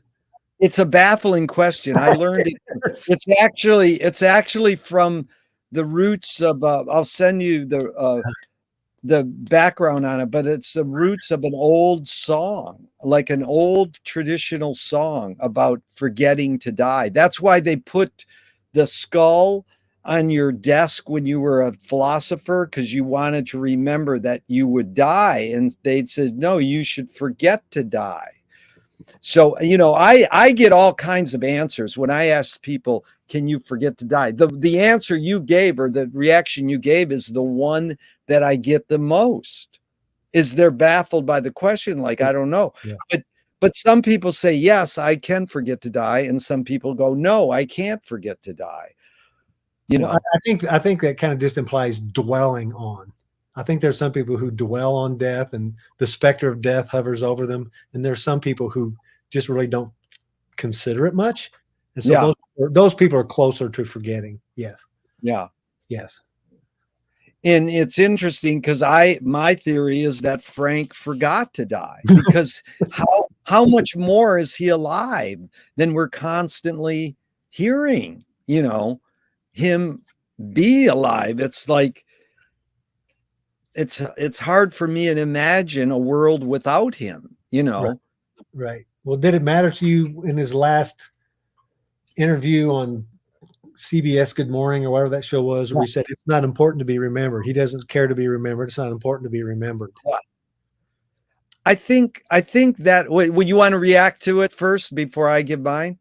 Well, I think it's a shocking thing for people to hear, but I do agree with him, because I think the harsh reality is that eventually we will all be forgotten. I don't care who you are.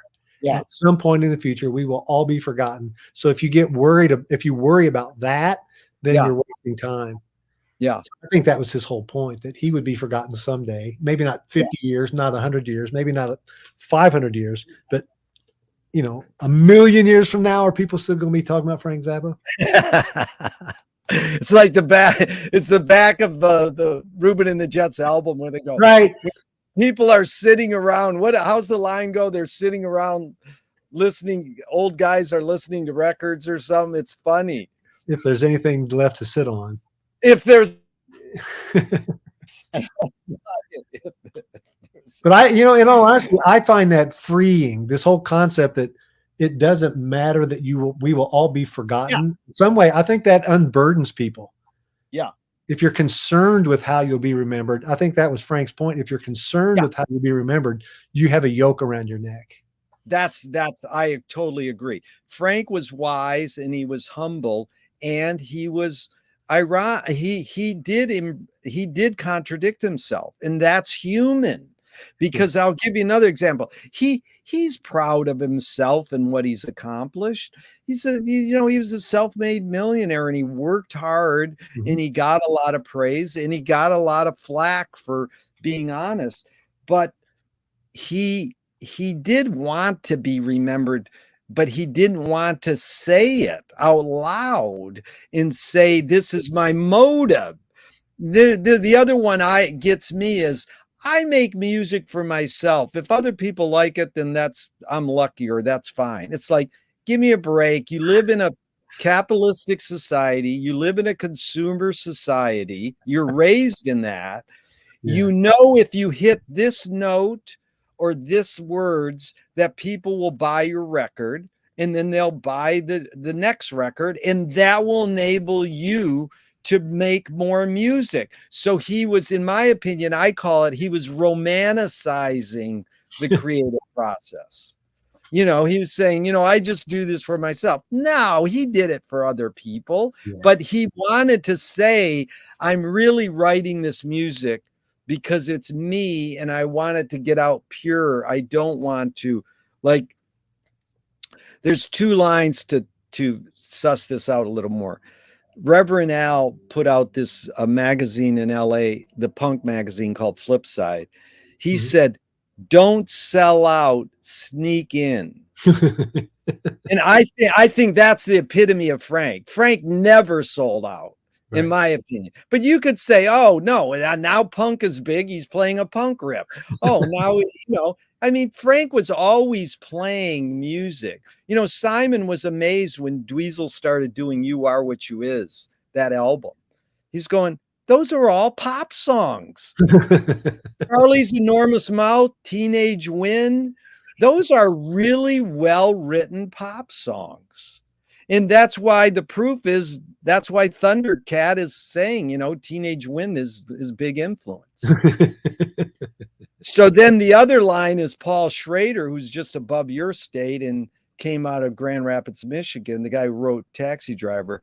He said, the role of the artist is to attempt to sell out, but fail. Now that's a funny thing, because I think I would love to hear Frank's direct reaction to that, because most artists think it's funny because I tried to sell out, but I failed. That means I'm a pure artist, that means my art is so pure it can't cater to, because here's the thing. The proof is in Frank's two hits, Valley Girl and Don't Eat the Yellow Snow. He didn't make them to be played on the radio per se. They were the DJ edited Don't Eat the Yellow Snow down, and then it got played. Now, he did want people to play his music on the radio because, like I said in the salon, there was a guy in our office that Bennett Glotzer and Frank hired to sell Frank's music to radio. Right. Like, what a job that is. How can you even believe that's going to happen? But Frank believed it could happen because that's why he hired the guy. One quote of Frank's I'm always reminded of is he said in an interview once, something to the effect of, he said, this is how stupid I am. He goes, every time I made an album, I thought I was making a hit record. Yeah. And that's kind of heartbreaking in a way, and it's kind of funny in a way. Yeah, that's a great statement. See, that's the opposite. If I write this music for myself and not other people, that's the proof. He was writing for other people. He thought they were good. And they are, like, the other funny thing I didn't include was Tijuana Surfer, whatever. One of those original Sound 45s was a hit in Mexico. That's right. If you listen to I'm the World's Greatest Sinner, that is one of the coolest songs ever written. That is such a great song, I think. And have you ever seen the movie The World's Greatest Sinner? Yes, it's been a while, but yes. Well, didn't you think in The World's Greatest Sinner when Tim Curry, he puts that little Soul bit patch. right there? Did you think, Yeah. Frank, did you think that's where Frank got that? Oh, that's funny. I said it to my wife yesterday. Do you know where Frank got the patch and said it in Crawdaddy magazine? He got it from Johnny Otis. That's why I thought that he said it looked good on Johnny Otis, but the comparisons with The World's Greatest Sinner toward the Tim Curry character forms a rock band, and it has the distinguishing. Well, that's a deep, deep thought there, Andy, because he could have been seeing Johnny Otis, being affected by Johnny, El Monte Legion Stadium, Art LeBeau, and working with Tim Curry at the same time. And then he had that falling out with him. Right. So then he would say, well, I'm going to say it's from Johnny Otis. So who knows? The thing is that Johnny Otis was also what you call a poser or wannabe. He was a white Greek guy who people thought was black because he spawned all the black people, and I mean, not all the black, he spawned a lot of great black musicians, True. True. And so supposed to be black. It is. Yeah, he's a black wannabe. I mean, and that's fine. It's like Corla Pandit, who's the hidden ground to Frank in so many ways. His whole story. That the story of the guy who plays organ with a turban. Do you know that Frank wrote a whole song about him? You talk about eccentrifugal force. He says, me and Corla Plankton.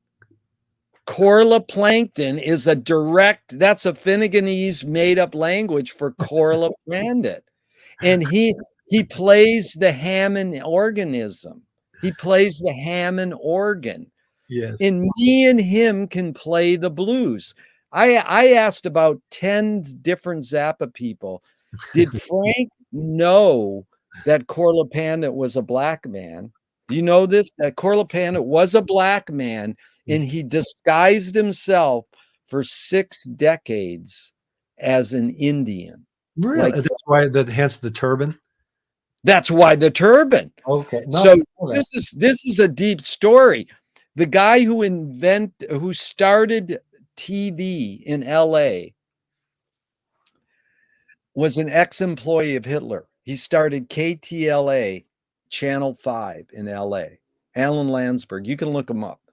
And it's spooky just to think a guy who worked for Hitler started TV in Los Angeles. Yeah. And he starts a TV station and he goes up to Corla Pandit. He's a black guy. He says, wrap a turban around your head and play organ on a TV show. So, yeah, I mean, have you ever watched the Corla Pandit tapes on YouTube? No. Oh, my God. You got to watch them. You will freak out. It's so amazing that Frank wrote a whole song. And did he have a tiny ruby? Maybe he mentions the tiny ruby. It's all in all the words go exactly to the videotape. And I asked Pamela DeBars once, I says, did Frank know that Corla Pandit was black, or did he intuit by saying him and me can play the blues? You don't normally play blues with an Indian guy unless it's 50 years later in your Ry Cooter and you're doing an experiment in world music. You play blues with an Indian guy. You didn't really play blues with Indian guys. So him and me can play the blues. You know who used to jam with Corla Pandit in LA in bars? Art Tatum. They used to trade licks together. Corla Pandit is actually a great keyboardist, and he invented the Hammond organ as a percussion instrument. Watch him play. He hits the keys and it sounds like a percussion instrument. He also plays the organ as is. So, I mean, it's Frank really pushing the art of songwriting into something that, what it was him and Don Van Fleet were watching Corla Pandit on TV on Channel 5 in LA. And he wrote a song about him, That's funny. It is. It's an amazing story, and I asked Napoleon, George Duke, Pamela DeBars. I've asked various people over the years who were close to Frank their opinion. None of them know if Frank really said, "Oh, I know Corlapannit was black." The key is that some people knew Corlapannit was black, even though he always disguised himself as an Indian. You know, That's funny. he held it up for his whole 6 decades of playing music. My friend hired him to play in their punk band, the Muffs, and they didn't know he was not black. They thought he was black, because he was a light-skinned black. That's the other thing. Anyway, sorry to go off on that, but it's sort of a funny thing. We all have our roles, and I guess you chose a great role to educate people about Zappa for 25 years, and it's going strong. How many years you're going to go for? Maybe another 5. I'll be 62 in February, so if I last till I'm 67, that's as long as I can foresee. That's really cool. Yeah. Well, Andy, I'm going to send you some dates. Book another date somewhere down the line. It'll be 2 or 3 months away, and we'll get into your career as a musician as well, because I know you've written lyrics and music. You do both? Yeah. Yes. And we'll definitely get into that. And again, I thank you so much for your time and energy. It's been a true delight. This is fun. I enjoyed this. Yeah. Thanks, Andy. I'm going to hit the end broadcast, but I hope our discussion will never end. All right. Thank you, Jerry. Thank you so much. See ya.